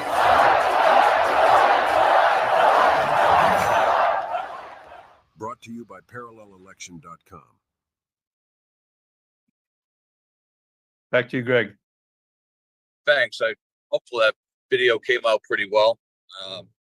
Can't tell. I had to jump in the car today and head out on an emergency, so doing it from the car. But the reason I played that video and the video was created is we have hard physical evidence that the election machines, all of the election machines in Pennsylvania, have been compromised. Not a single machine in the state of Pennsylvania, and this is true throughout the country, has been properly certified in accordance with EAC and FEC standards. I want to repeat that. Not a single machine in Pennsylvania has been properly certified. All of the machines in Delaware County have fraudulent code and malicious code embedded in them. This is a matter of fact. This has been recorded in 2 separate hearings. It has not been refuted by any official in our state, including the head of the Secretary of the Commonwealth Director of Elections, Jonathan Marks. It is a fact that the machines are compromised, the mail-in ballot process is compromised, and our entire election is compromised. It's a fugazi. The cognitive dissonance that most people in this country are suffering from, and people on this call are still suffering from, is the elections counted at all. The electronic ballots are fraudulent. We have proven this over and over again since 2020. And now I'm going to tell you what we're doing about it.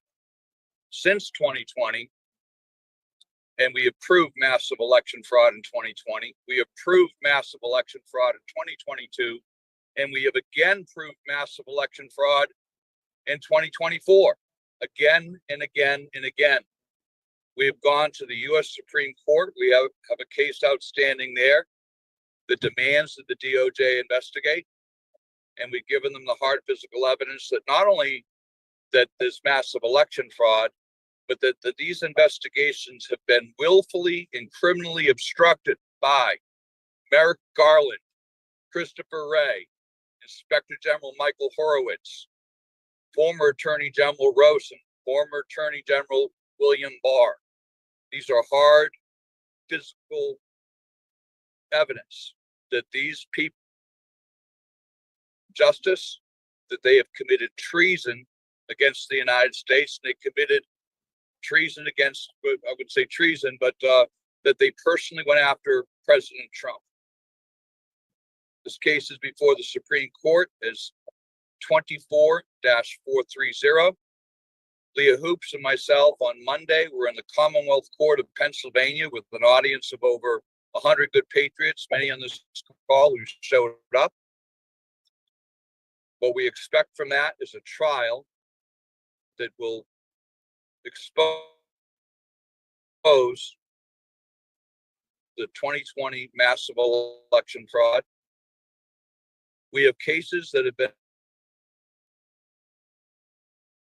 obstructed at the Supreme Court of Pennsylvania and common pleas courts in Delaware County and other counties in the state of Pennsylvania. These cases have been thwarted at the clerk level and several judges to stop these cases from being heard before they unlawfully certify the election again. Now, a lot of people think this might hurt President Trump. It will not. President Trump won in a landslide. What they're doing with these unlawful certifications is they're stealing the House, They've gone after the Senate. They're going to continue to do it again. They're stealing judge seats to shape the courts. We have hard physical evidence of all of this. So what we've done most recently, in addition to continue to pressure the courts, is we have filed criminal disclosures with the Department of Justice, with the Pennsylvania Attorney General, with Special Counsel Jack Smith, and with the Office of Professional Responsibility in the Public Integrity Sector. These allegations and these criminal referrals will be adjudicated by the incoming U.S. Attorney General, which we hope, I believe, it will be Pam Bondi. But these investigations and these criminal allegations and these cases will be brought forward, and people will be held accountable. Until we arrest these recalcitrant public officials who have stolen our elections, then I think a lot of this is a Fugazi itself. There are no safe machines. I'm a computer scientist, as most people here know. There is no system that is too big to rig when it comes to computers. The EAC has completely and utterly failed in securing our machines and our election infrastructure. CISA has utterly failed in the protection of our critical national infrastructure in the elections. So what we're doing, and we need your support and continued help with, is exposing this. Go to parallelelection.com, the video I just showed, and there's several other videos there. One's called The Big Con. Share these with your friends. Share them with your legislatures. Share them with anyone who will watch them. Parallelelection.com. There's multiple videos there. And you can go to www.patriot.online. And you can read the public feed. All of our cases are posted. The videos are posted. We're pressing forward in the courts, and we're pressing forward with President Trump, and we're pressing forward with investigations to end this charade once and for all. Until we secure and punish and hold these public officials who have stolen our elections, until we hold them accountable, I think we're just running in place and continuing to do the same thing over and over again. Ask for a recount, don't get it. Ask for an investigation of the machines, don't get it. Ask to do canvassing, don't get it. We ask where tens of thousands of mail-in ballots have been produced, don't get it. We've tried to make a clarification between registered voters and qualified electors, can't get it. So until this goes to President Trump, U.S. Attorney General Pam Bondi, and the Supreme Court takes action, this is going to continue to happen. So I want to keep it, I think someone just said we're hard-nosed about it. I am hard-nosed about it. We will expose this fraud. We will hold these people accountable. We will see these people put into prison. William Barr is a criminal. Christopher Wray is a criminal. Inspector General Michael Horowitz is a criminal. Merrick Garland is a criminal. We have filed these allegations. They're incredibly serious. The DOJ, Inspector General, and the FBI are well aware of them. We filed additional disclosures today. We're coming after them, and we're not going to stop until we restore our nation and restore our elections and restore the integrity and restore honest public service to the United States citizens. Thanks very much, Greg. Have a happy holiday and drive safely. Thank you. Tambourine has a problem with where she is in Washington with her internet. So she said just play her video, and it's got all the information in there. Got it. Okay, so sounds good, Steve. Stand by.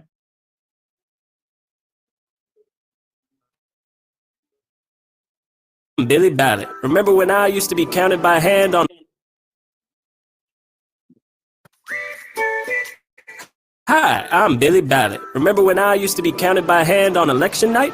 Yeah, you always knew somebody would come away disappointed, but at least everybody accepted the results because the tallies came straight from the people.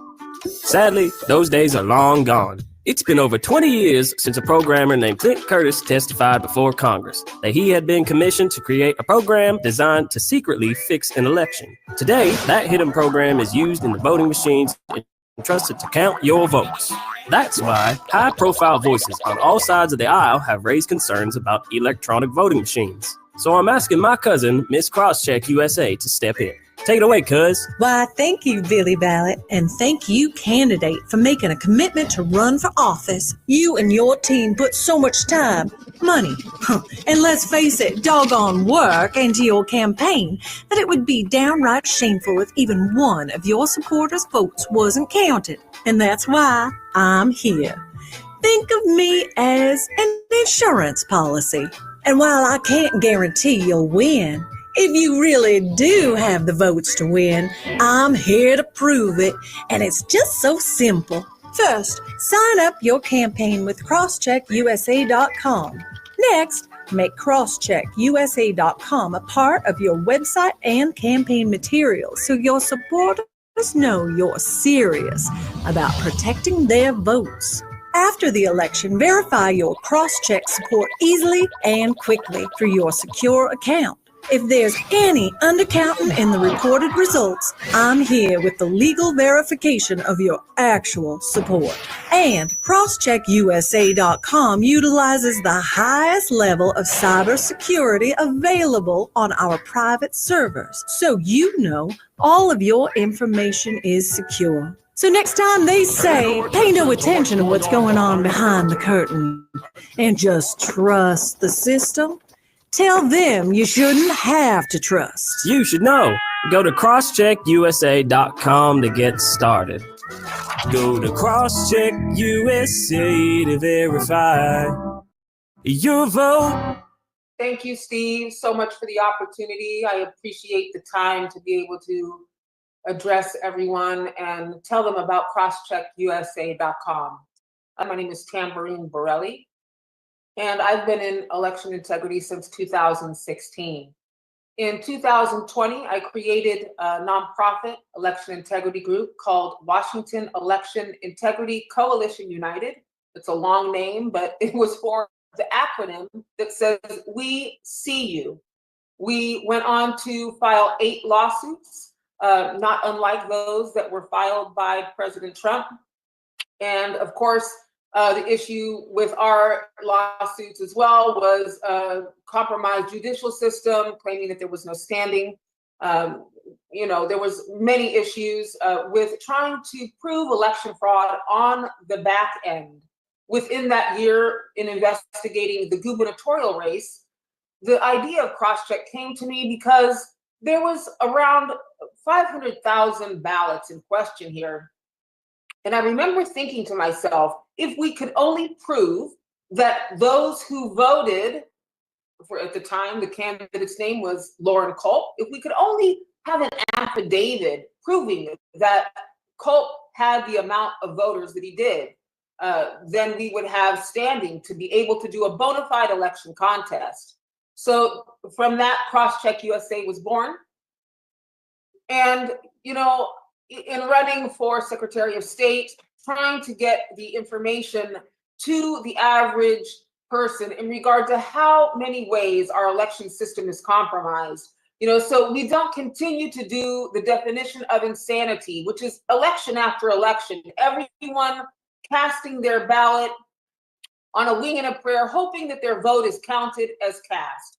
CrosscheckUSA.com is a parallel system, not controlled or manipulated by the state or deep state in this instance. This is controlled by us, the people. It is a clean glass set alongside their dirty glass, and a way for a candidate who, for all intents and purposes, that we know will likely not get in, will likely be one of those who we watch the election results day after day, week after week, while more ballots are being counted, and the candidate that was ahead because the people were behind that candidate, all of a sudden it flips and that candidate is not elected. CrosscheckUSA.com was created for that candidate. So in this juncture, gearing up towards the 2026, this is the time where candidates get on board, they register, and they implement crosscheckusa.com within their campaign. So as they are campaigning, they are registering their voter base. So when the time comes in the election of 2026, they will have already their registered voter base. So if there is an instance when the vote totals seem to flip, that candidate will have affidavits from their voter base by the precinct level to be able to make a bona fide election contest with proof of what their vote total should be. And because it's on the precinct level, it won't be a difficult thing to do. I have to mention, obviously, this is a tool that will, until we can go back to in-person with hand-marked paper ballots counted at the precinct level on election night, there is nothing else in this moment that we have, as far as I know, to be able to verify the truth of an election outcome. So I say this to say, those who have every intention to keep things the way that they are, to keep this election fraud type system alive and well, they have every intention to thwart people and dissuade them from using this. In the primary in Washington state, of all people, and this is the uniparty speaking here, because the Washington GOP, the Election Integrity Committee of all things, put out a bogus investigative report on CrossCheck USA saying we were a Democrat scheme to contact people's, to steal rather people's contact information. Now, this is where discernment comes in. I've had 8 years of election integrity battling. I've gone up against the deep state in ways that most people I don't wish on my worst enemy. They have let me know, in no uncertain terms, that they have actually, if you see half of my face is paralyzed, they let me know that it was them that did this to my face because I would never shut up, no matter what they did to try to quiet me from telling the people the truth about election fraud in general, and specifically what's happening here in Washington state. The people in the world think that Washington state was the only state in the whole country that went more left when everyone else went more right. That is a lie. Washington state is not as blue as they purported to be. This is the state where election fraud was born and germinated and went all through the country. So this is where it begins. This is where it will end. We have verifiable proof, just like everyone else in the country, of the same things that happened everywhere else happened here too. So everyone, there comes a time when we have to just put aside all of the noise, all of the madness of he say, she say. And I implore you to just tune in to that God-given intuition, because if we do not have discernment and understand that we have a compromised election system, and we have those who will do anything and stop at nothing to prevent its demise. So if we do not do anything, we will keep having what we have. Trump got in by the grace of God, but what about all those other down ticket races? What about the House? What about the Senate? CrossCheckUSA.com is our only hope to prevent in 2026 and in 2028 from things going desperately wrong. So I implore you, please go to crosscheckusa.com and learn more. And if you know a candidate that is for the people and will represent the will of the people, please have them contact us so we can empower them to make sure that if the people elect them, that it's they that are the ones who are elected, not who the deep state wants to select. Thank you so much. Thank you very much, Tambourine. We have my favorite person in the U.S., Catherine Engelbrecht, one of the top people in election security. I'm glad she was able to come on today. Happy holidays to you, Catherine. Go ahead, come on down. Thanks, Steve, and thanks to everybody. Mercy knows we're all in this together, and it it takes everybody. This is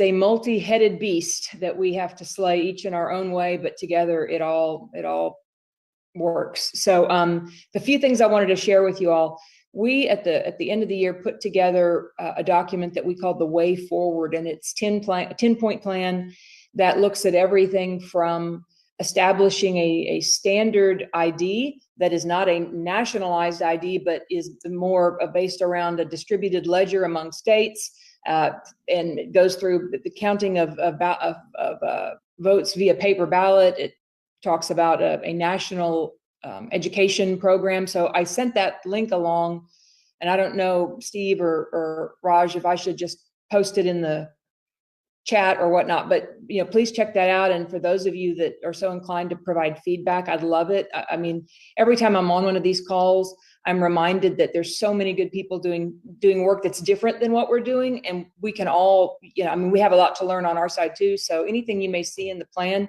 any feedback, you can just send it straight to me or even to Steve or Raj. I'm sure they could get it to me, but we'd love to incorporate it.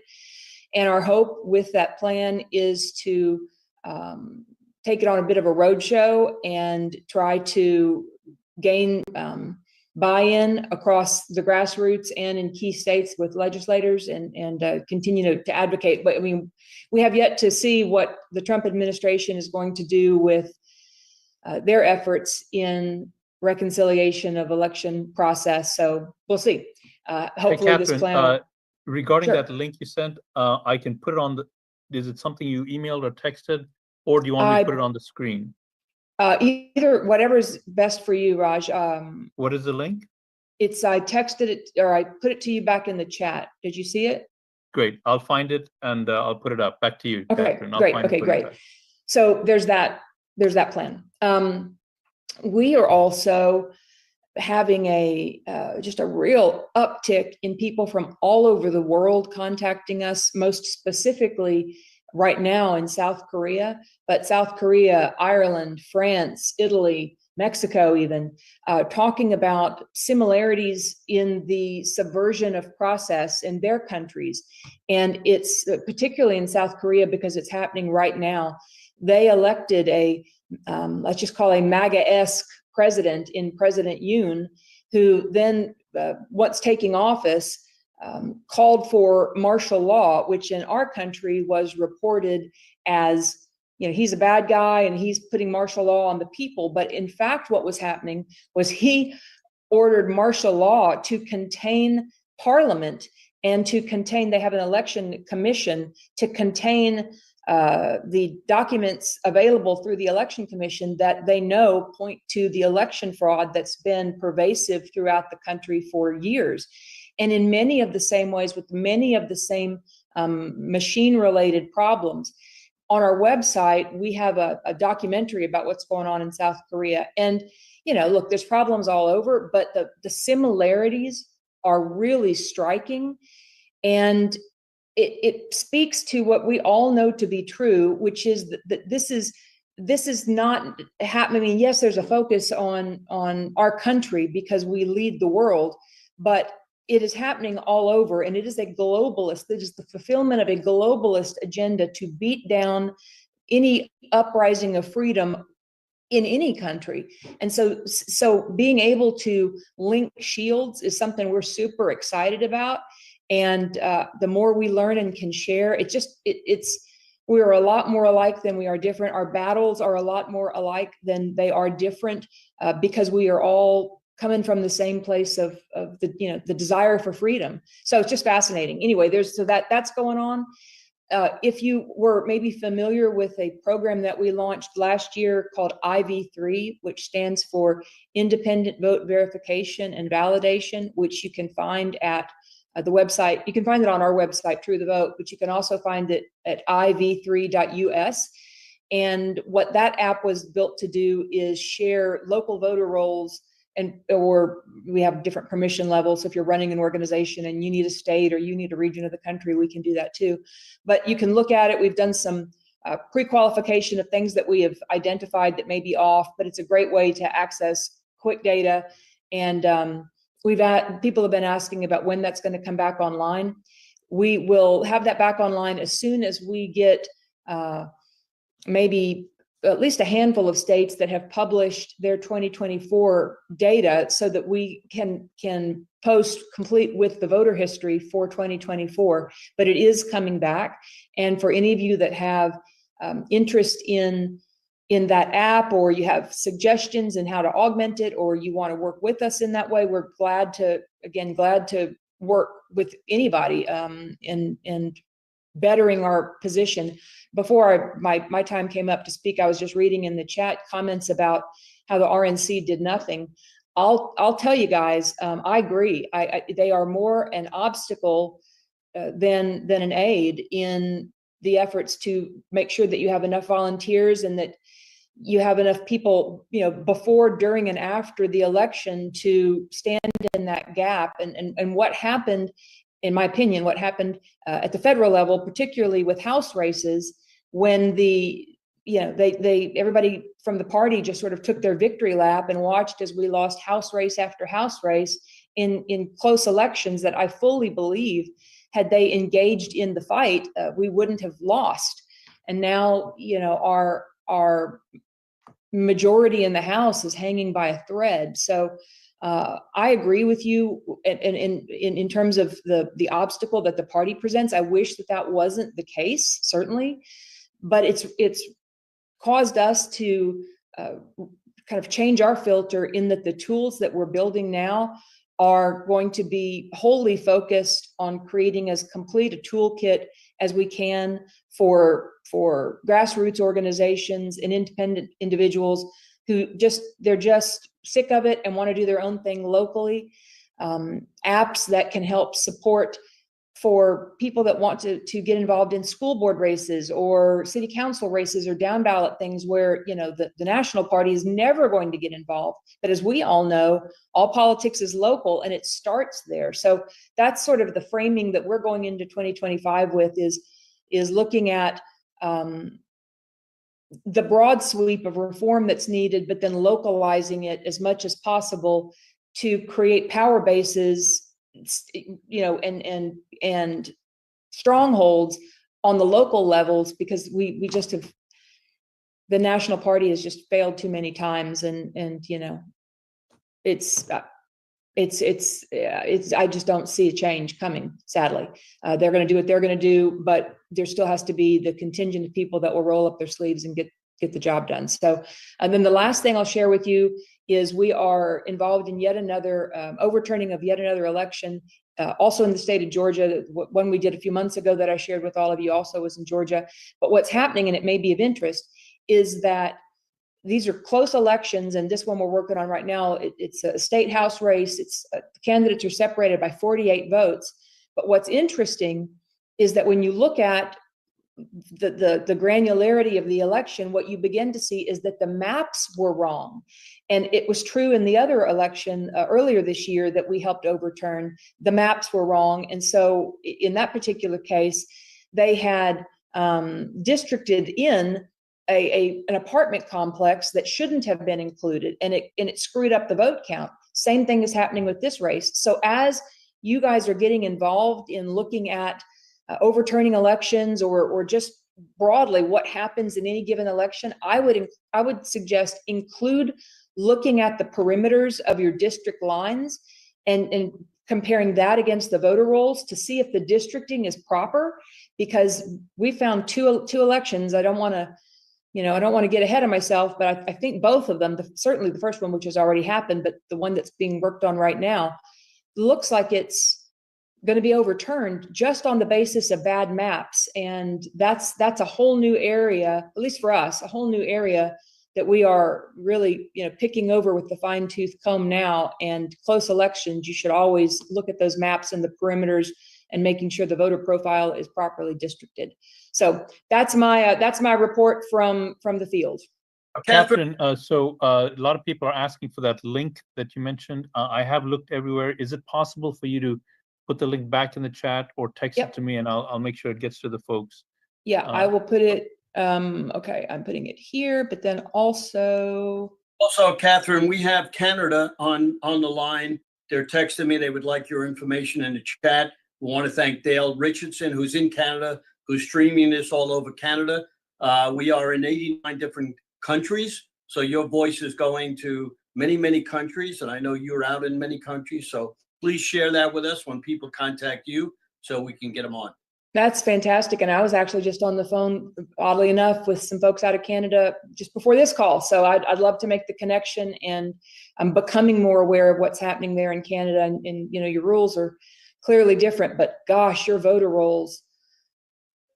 Let's talk. Let's talk. And so that's the plan. And it's like 40 some pages and way too long. And you can see in each of the sections, there's an area there that you can send in. You can just hit it and it goes to an email if you have feedback.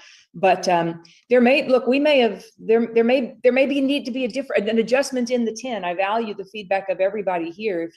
If you see something that's been missed or among the points, maybe the point is accurate, but the detail that supports it could be augmented, please let us know, and we'll be quick to make those changes. These are just things that we've believed for a long time, and sadly, not a whole lot has changed since I started with all of this back in 2009. It's stayed the same or gotten worse. The only thing I can point to that is better now than it was is that more Americans are awake, and really that's the key to making all the difference. So, thank you very much. And today we got a special guest. You know, I don't give up my seat too often, but to the head of the Super Bowl here, and he's going to tell you about what he's doing. Ohio Brett has come down from Ohio just to be here today and be in here in person. So let's welcome Ohio Brett. Unfortunately, I got to give him my seat, so we'll see you in a little while, and Ohio's coming on.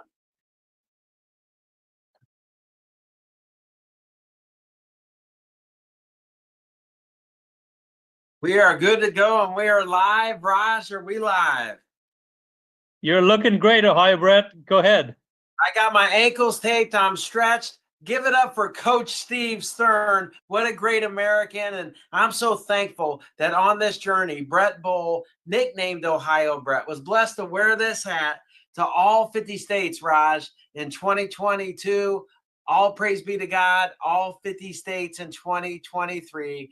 And yes, we're pressing on again in 2024, but it's all about local action for kingdom impact. Local action, kingdom impact. There's so many all-stars. One of the great joys of being able to travel all 50 states, Raj, was meeting you, meeting Debbie Ferris, meeting Steve Stern, meeting Michelle Swinnick out in Arizona. And friends, call a senator. We need one senator. I demand that one senator calls for an investigation. What was it? 130,000 missing ballots in Maricopa County. Kerry Lake lost by 80,000. Let's take action, folks. There are some true all-stars out there in this locker room across America. And yes, I don't apologize that I have sports as a background, Raj. Sports is the backdrop of my life. Haven't played college football for Nick Saban, so I have a different lens on things. We can get truth out at the local level. We've been lied to in every single aspect of our lives. And as the host of the Ohio Brett Show, for God and Country and Sports, airs every Monday night on Brighteon.com and the Patriot Party News. And we're streaming this on Brighteon.com all around the world right now, because this is such important information to get out. But the team has to take action. Career politicians on both sides. Are there any with righteous fruit? Career politicians on both sides. It's up to us at the local level to take action and get involved in that game. And yes, as we press on, I don't apologize for getting in conversations with the sports background. And yes, I encourage everybody to get into that Bible, the Bible, the playbook. Coach can't put you in if you don't know the plays. Plug into CoachDaveLive.com and get involved at the local level. Friends, nobody's coming to help us. We have to look to the right and to the left, all 50 states, from Alaska, Hawaii, to Cape Cod, Vermont, Maine, here today down in Southeast Florida. Truth is getting out. And I'm thankful to be part of that truth. And I recently got picked up by the owner of the Hula Bowl, hulabowl.com. All of you invited to come to Orlando. We'll do some tackle drills. Maybe Coach Steve Stern and Raj will do a little fundraiser so we can do some tackle drills on the goal line. But come see us at the Hula Bowl. And I recently came on board. Sponsorships, fundraising, game day experience. But we do have a raffle, the AlohaRaffle.org. At AlohaRaffle.org, raising money for some great causes where we do work. Referral code HULA25, Hula25. Take action, get involved, because friends, we, the team, is all we have at the local level. And I want to encourage you today. Evil has crept in unawares. We don't have to wait for Christmas one day a year to celebrate the birth of Jesus Christ. Many of us do that all the time. We celebrate those whosoevers, that whosoever believeth in him shall not perish but have eternal life. John 3:15. We celebrate that every single day. It is not easy. It looks like they're so far ahead and we don't have a chance to win the game, but that's never the case. We have eternal hope in him. And that's why I'm excited, Raj and Coach Steve, that I could actually be in studio today. I know it's a special treat here to be sitting in Coach Steve's seat. But Raj, I want to encourage everybody watching around the world to take action, get involved, plug into that Bible, plug into CoachDaveLive.com, and get involved at the local level. And like that all-star out in Maricopa County, Michelle Swinning, demand a senator call an investigation. 130,000 missing votes in Maricopa County alone. Take action, get involved. God bless you, Raj, and thanks for letting me join the show.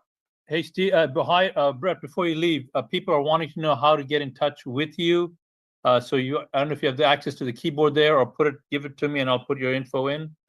Brett at hulabowl.com, BRETT at hulabowl.com, HULABOWL.com. Brett at hulabowl.com. Shoot me an email. We'll get involved. And now give it up to your head coach, Steve Stern. He's got his ankles taped. He's stretched. Put him back in the game. Awesome, Brett. Good to see you. Action, action, action. That's what I get from Ohio, Brett. So we're going to do precinct strategy now. We have one of the most, I would say, the youngest, the greatest. He's always contact me. Dominic is 20 years old or 21. He had dinner with President Trump. That's something I didn't do. But I would like to let everybody know that we have connected with one of Trump's friends that plays golf with him all the time. And we gave him a couple of flag shirts. He just sent me a picture of him and Trump at the golf course yesterday morning. So we're going to use him to try to sway some of our stuff through President Trump, which is something that we haven't been able to do. Now, I'd also like to say a little correction, even though, I'm the vice chair of Broward County Republican Party. And I would say we didn't have a great relationship with the Republican Party this year, but better than ever before. And we were able to connect. And one of our top people, Christina Norton helped us. And we had a couple other people that were very helpful, and they are in the administration. We're trying to contact them. I also sent a letter to President Trump asking for a czar for election integrity so that everybody from our side is able to contact his side. So just some of the things that we're doing. So Dominic, come on down. I love you. You're the greatest. Go ahead. Thank you, Steve. Thank you, Raj. I'm sorry I can't join by camera. Unfortunately, besides being involved in politics, I'm also a student at Fairfield University. And for anyone who has a child or a grandchild in the college life right now, we're in the heart of finals. So I just got out of a final. But I'm happy to join the call, and I'm always a big supporter of Steve's and precinct strategy. I am one of, if not the youngest chairman of a municipal GOP in the country and in the state of Connecticut. We are behind enemy lines up here in Connecticut, but that does not mean that Republicans are not having success. And a lot of it has to do with the lessons of precinct strategy and other grassroots organizations like what Steve Stern and many others who help him and who are on this call do. So a little bit about me. I took over the Orange Connecticut Republican Party in this year. in 2024. However, I joined the RTC when I was 14 years old. I was the youngest member. I was a junior member for many years, and then once you could vote, then you became a regular member. So I have quite the time in, even though I'm young. And I've moved up through the ranks. And when I got into our GOP here in Orange, I saw a lot of the problems. And Catherine Engelbright, who's amazing, and it's an honor to be on a call with her. She pointed out a lot of this in that movie she did with Dinesh. But it really starts at the local level. It starts at the grassroots level. And we had a great election for President Trump. We did not necessarily have a great election across the country. Certainly not in the state of Connecticut, where you take a look at New York and you take a look at New Jersey, two of our neighboring states in the tri-state area. They had good elections. Yes, there were problems, and no, the Republicans didn't sweep the state. But considering how blue that state has been, and I have friends in both states, Elizabeth Nader, Bill Spadia in New Jersey, and Paul Ingrassa and Lee Zeldin in New York. When you take a look at the movement that those individuals have been able to procure at the grassroots level, the states definitely are doing a better job. In Connecticut, we didn't have that happen. And a lot of the problems that you're seeing in these states are weak Republicans. And that's been one of my biggest things in conjunction with precinct strategy. And my message to everyone today is Donald Trump, thankfully, in however many days, I believe it's less than 40 now, is going to be assuming office. So the federal government is going to be hopefully starting to fix itself. We could have had bigger margins in the Senate and in the House, but for the most part, we got what we wanted given the circumstances. But now I think we need to turn our gaze towards the local strategy, because regardless of whether or not this election was too big to rig, or they did some things to ensure that it wasn't able to be rigged, whatever the case may be, we all remember 2020, and we remember the wounds that we took in that election. We can never have that happen again. So I would encourage everyone to do like what I did, get involved at your local level. There should be some sort of a ability to reach out to your local town official, whether it be a first selectman, a mayor, a board of selectmen, or a city council. They should have the information. I'm sure many of you who are on this call are probably already a member of those. For those of you who are, my recommendation would be 2025 is a major municipal year. Use this as a time to organize the Republicans in your town committee. I currently am having some difficulty on boards of education where Republicans who have been elected since I was in the school as a student, they are just voting like Democrats because they're very weak Republicans. And we're in the process now of using the 2025 cycle to root out the corruption on the local level and root out the weak Republicans on the local level. Because ultimately what we want to do is we want to put ourselves in a position where every year is an election year, and every year you can make better improvements. Just to briefly wrap this up, I would say that, what I've done in a couple of months, which really isn't just me, I assembled a really good team. First thing I did when I took over is I established at the local level an election integrity task force. It's comprised of a lawyer, of an accountant, and of a former town clerk. And we have that task force going. We also have a fundraising task force, and we have a member engagement voter outreach task force. Those three task forces have been given benchmarks that we set from the executive committee, and they've been actively meeting them. So, we can totally supplement the national reach that has been done, but we got to focus on the local level, because that is where they are going. They're very coordinated, these people in the Democrat Party. They use their strategy is to target one little board, one little committee, as small as it could be. and that you give them an inch, they take a mile, and we can't let that happen. So, if we could play our part on the local level through both precinct strategy, which has helped me greatly, the book, I believe it's by Dan Schultz, who I'm sure is on this call. I read it cover to cover. That's helped me, as well as attending these calls. And, like I said, Steve, he's one of my favorite people. There's few people I always pick up the phone for. Steve Stern and Donald Trump are two of them. And beyond all of that, I would like to just say, if a 21-year-old in a blue state can get involved and turn a school board red, increase member participation in a small rural community by tenfold, for the first time ever, we're heading into a municipal election with a $20,000 surplus, and we were at a negative balance in the spring.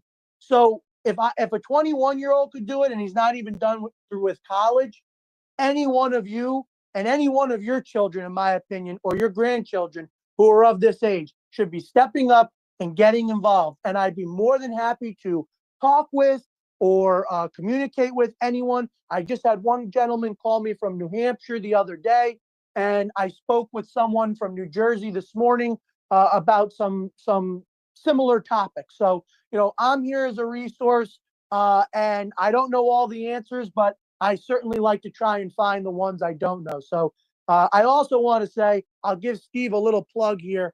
Last year, I attended the Broward County Republican Party golf tournament that Steve was talking about. What an unbelievable job they did. It was great. It was a great day. People from all over the country attended. I brought someone from New York, and we were paired up with two gentlemen from Michigan who are just great guys. And we talked strategy. We played golf on the beautiful Trump National Golf Course. And, it was just an unbelievable day. So if you guys are around, and I'm sure Steve's going to put that out 95 million times between now and then, I would highly recommend going, and I look forward to seeing some of you there. As of right now, I should be attending. So, Steve, back to you, and thank you for having me on. And we got Dean coming up right next, so we're going to end this with Linda Sinkowitz, and we'll end a little earlier than usual this time because everybody's got holiday preparation. Great. Thank you, Steve, and thanks, Raj, for having. Everybody is so informative, and I appreciate that. And Dominic, you're a rock star. Appreciate that. Thanks for letting me talk about my app, IREP USA. It's a great solution to a lot of things that we've been talking about here. Does anybody remember the Gang of Eight in 2013? The Gang of Eight was an amnesty bill that they tried to pass. It was $1 billion bill. They tried to pass it through, but so many Americans were mad about the bill, and they called the representatives by the tens of thousands, and they canceled the bill. They killed that $1 billion bill, which was a huge upset for the deep state, I'm sure. When tens of thousands of people call, that's when things change.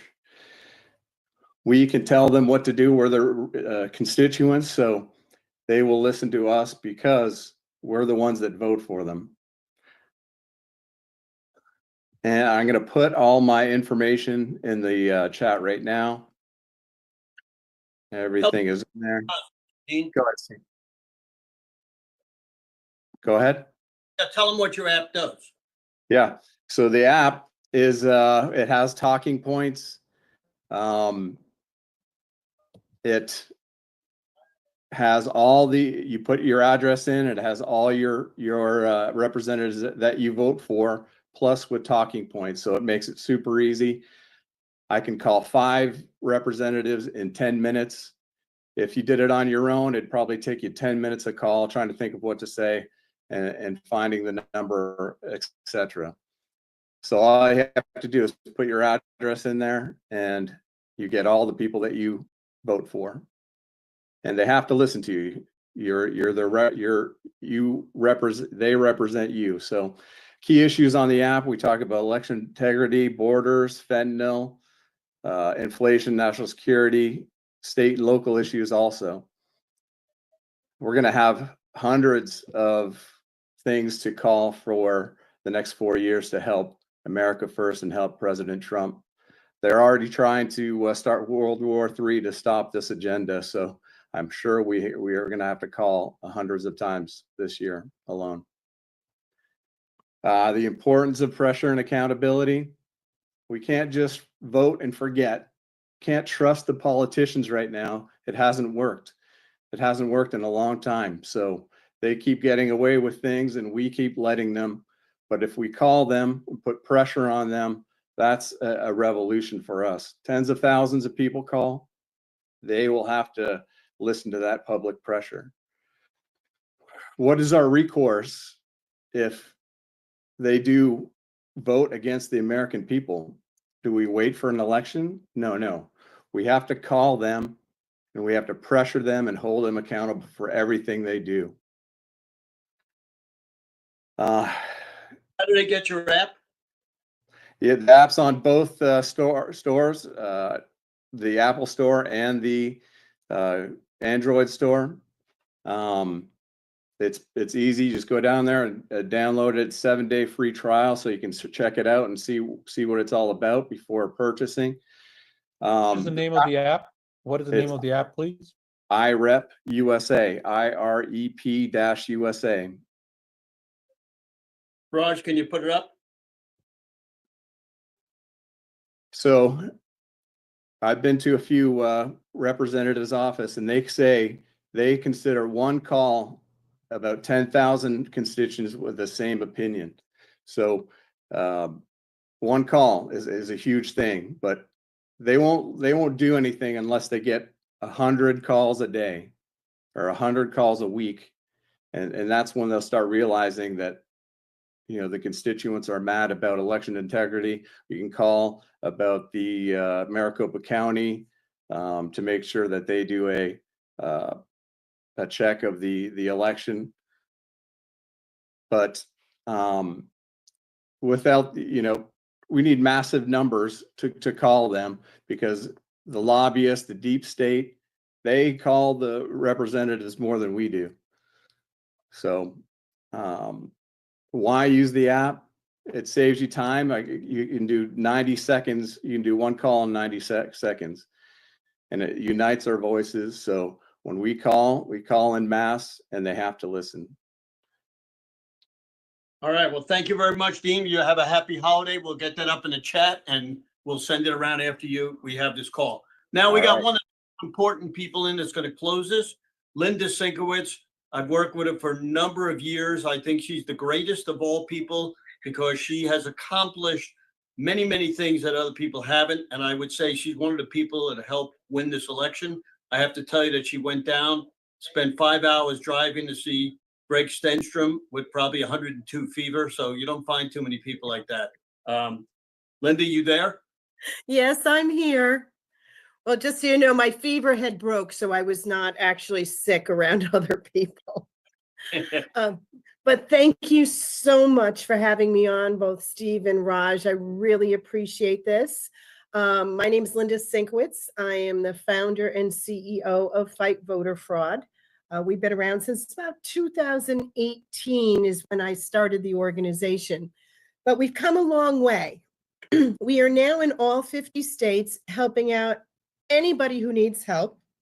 We have a data system. We have all the voter rolls. We know the double voters, double registered, etc. We are about 70% in compiling the voter information for 2024. So after the first of the year, anybody who wants the double registered, double voters, you'll be able to go to our website and just fill out the form and we will send you the information.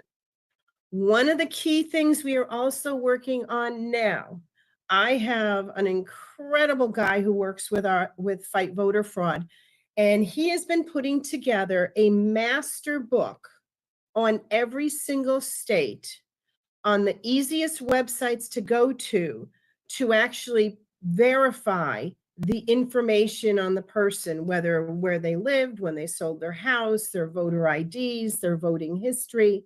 And we're trying to streamline it so we don't waste time. So he's broken it down to very specific to different counties.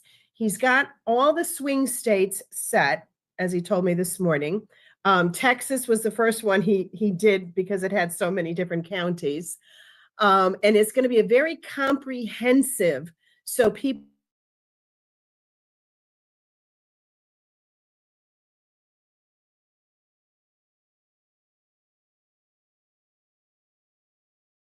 we hopefully will have that available sometime the first or second week of January. We will put it up on the website so you can download it. We will also be available to do training. This meeting is being recorded. We want to help as many people as possible as far as getting the double voters and getting the double registered off the voter rolls. We do have access for the deceased voters, but we're still looking for someone who can sponsor that so we can give it out for free because it's expensive. So we're working on that right now, but you would definitely be able to get the double registered double voters out there. So if anybody needs any help or wants any information on stuff, or if you have some data you want an analysis done, we are also doing that for people and doing the analysis and sending it back to you. Fani had sent us some information and we did the data analysis on what he had for Michigan and Ohio and Tennessee. Like I said, we just want to help as many people as possible. So our website is fightvoterfraud.org. My email is Linda, Linda, at fightvoterfraud.org. And my phone number, 860-575-7125. And I did put it in the chat so you can get a hold of us. And we just really appreciate so much you, Steve and Raj, for putting this together. You have had some incredible people on here. And I got to tell you, Greg Stenstrom, unbelievable. He did pro se in court and he was phenomenal. And I'm really looking forward to the fact that Pennsylvania may actually hold people accountable that have violated election laws. So thank you very much. You got it. So let me wrap up a little bit here. Maybe you give me the screen over here, Raj. You are on full screen. All right. So I'm asking everybody to go to Stern American on X and sign up, like me or however you come on. I'm not a guy for all that type stuff, but anyway, for a Christmas present, just go to Stern American on X. Go to Stern American Rumble. You'll see what we're doing. I can tell you right now that we have surpassed our 7 million people that have listened last time. Could be up about 8 or 9 million. The next one that's going to be in January, we're hoping for over 10 million. What that does is it brings all our podcasters together, and those podcasters will be introduced to each other. I have introduced many people to each other that never knew they existed. It's a communication thing. And the reason why we won this election is because we had 200,000 poll watchers and poll workers. I have to thank the Republican Party and all the people that did it. We had 100,000 last election. Next Zoom call, we're going to have somebody on that's going to talk about who prints the ballots. Nobody talks about that. You know, we have everybody on, but you know that we saw 3 trucks in Wisconsin come out with trailer loads of ballots. Well, somebody printed those. And we got to get a hold of President Trump to get in touch with the people that actually print the ballots, because it doesn't make any difference if you have hand ballots or machine ballots. If somebody's printing 1 million and you need 800,000, where did those 200,000 go? So we're investigating everything. We need more people to speak. If you have somebody in some of these states, North Carolina, South Carolina, North Dakota, South Dakota, let's try to get them on so you learn what's going on in each state. Again, I want to thank Cloud Hub, Patriot TV, Lindell TV, The War Room, Melissa Red Pill, Dan Smergiglio. I'm sorry, I can't pronounce it great, but he's one of our top people. He's got huge amount of people on his radio show, 89 counties, maybe more. YourNews.com, we don't even know how many people he's got on because they don't know. TotalNews.com in San Diego. And many, many other people from my organization, because to put this out takes a lot of effort. We spent the last 36 hours just contacting our podcasters. They're up to 135. We hope to have 200. And, you know, it's hard to get them to cooperate. Everybody's got something to do. So I want to thank everybody who's listening, who came on. And also, please go to theflagshirt.com. So, you know, I gave the business mostly to my son. So www.theflagshirt.com. We have a lot of new things that came in. We had a trailer that took 4 months to come in here. Just got in here last week, and we got a lot of new gifts for Christmas. I'm wearing one of our top shirts, and I will be doing a whole thing for Patriot TV, where we're going to be doing a whole show and showing everything that we have, from shoes to socks to everything. So again, everybody, happy holidays. It's been a pleasure doing this. I'm actually going to be taking off, going to California. I'm going to Orange to see if we can win the next election and find out what the heck's going on there. Raj, it's all up to you. You close it out and give them whatever information you need to do. So And my thank- friends, yes, thank you, Steve. And I want to just again thank, and I'd love all of you to also express your gratitude and thanks to Steve Stern and the employees there at Flag Shirt. This Zoom call doesn't have any employees. If this Zoom call tying all those people together, millions of people, is being done by private individuals, the people that are putting together. So Flag Shirt is actually the power behind all of those messages coming out. So you can see right there, flagshirt.com. Massive amount of work for weeks and weeks and weeks that Steve is doing. So please help us keep this growing and spread it out. Very easy right now. Just go to the Flag Shirt and get an amazing Christmas gift for you and other people in your family. There's still time to order it right now. I think if you move really quickly, you'll still get it before Christmas, but you gotta move now. And my friends, what a great thing to wear on Christmas Day than one of these shirts. So it's going to be, so please take advantage of that. Also, again, the next call that we're having again is going to be January 8th, which is a Wednesday, January 8th, which is a Wednesday. You're asking yourself, where do I get the recording of this call? There was so much information. I didn't write everything down. Very simple. Just go to sternamerican.com, click on the Rumble channel link at the bottom, click on the live feed, and this and other calls will be there. And if you are watching this, especially if you're watching this on one of the many streaming partners, and you'd like to get information directly to get to this Zoom call where you can participate in the chat, you can do that by just texting the word elections right there to 91776. Have a Merry Christmas and look forward to seeing you next year. Thank you, my friends. Good night. Good night. Good night.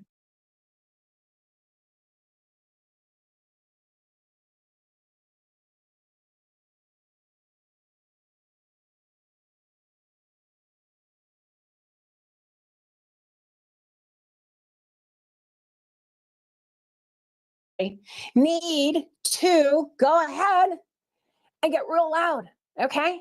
Get really loud and demand it. He said it. Now hold him to it because we have all the evidence. It's all public. There's even more, right? Which I haven't released yet, even though it's already public, but I just haven't focused on it because it's too much for everybody. It's too much. You guys have enough. And demand he does this because they don't even need to investigate. They just need to read. And then what they do is they can start prosecuting. The whole system needs to be exposed and dismantled. And that's it. There it is. That's all of it. So go to savemyfreedom.us, subscribe to that, and you're going to join me in this MAGA Maha challenge that I just started. Okay. So I'm going to have more information. Steve's going to start putting that out because right now you need to focus on yourself. You need to focus on your health. You need to focus on getting physically fit, and you need to be ready for the battlefield because everybody needs to go ahead and hold them accountable. Okay. Start with Trump because nobody else is going to help us. Nobody else is going to do anything. It's up to the American people. Take your country back. All right. SaveMyFreedom.us.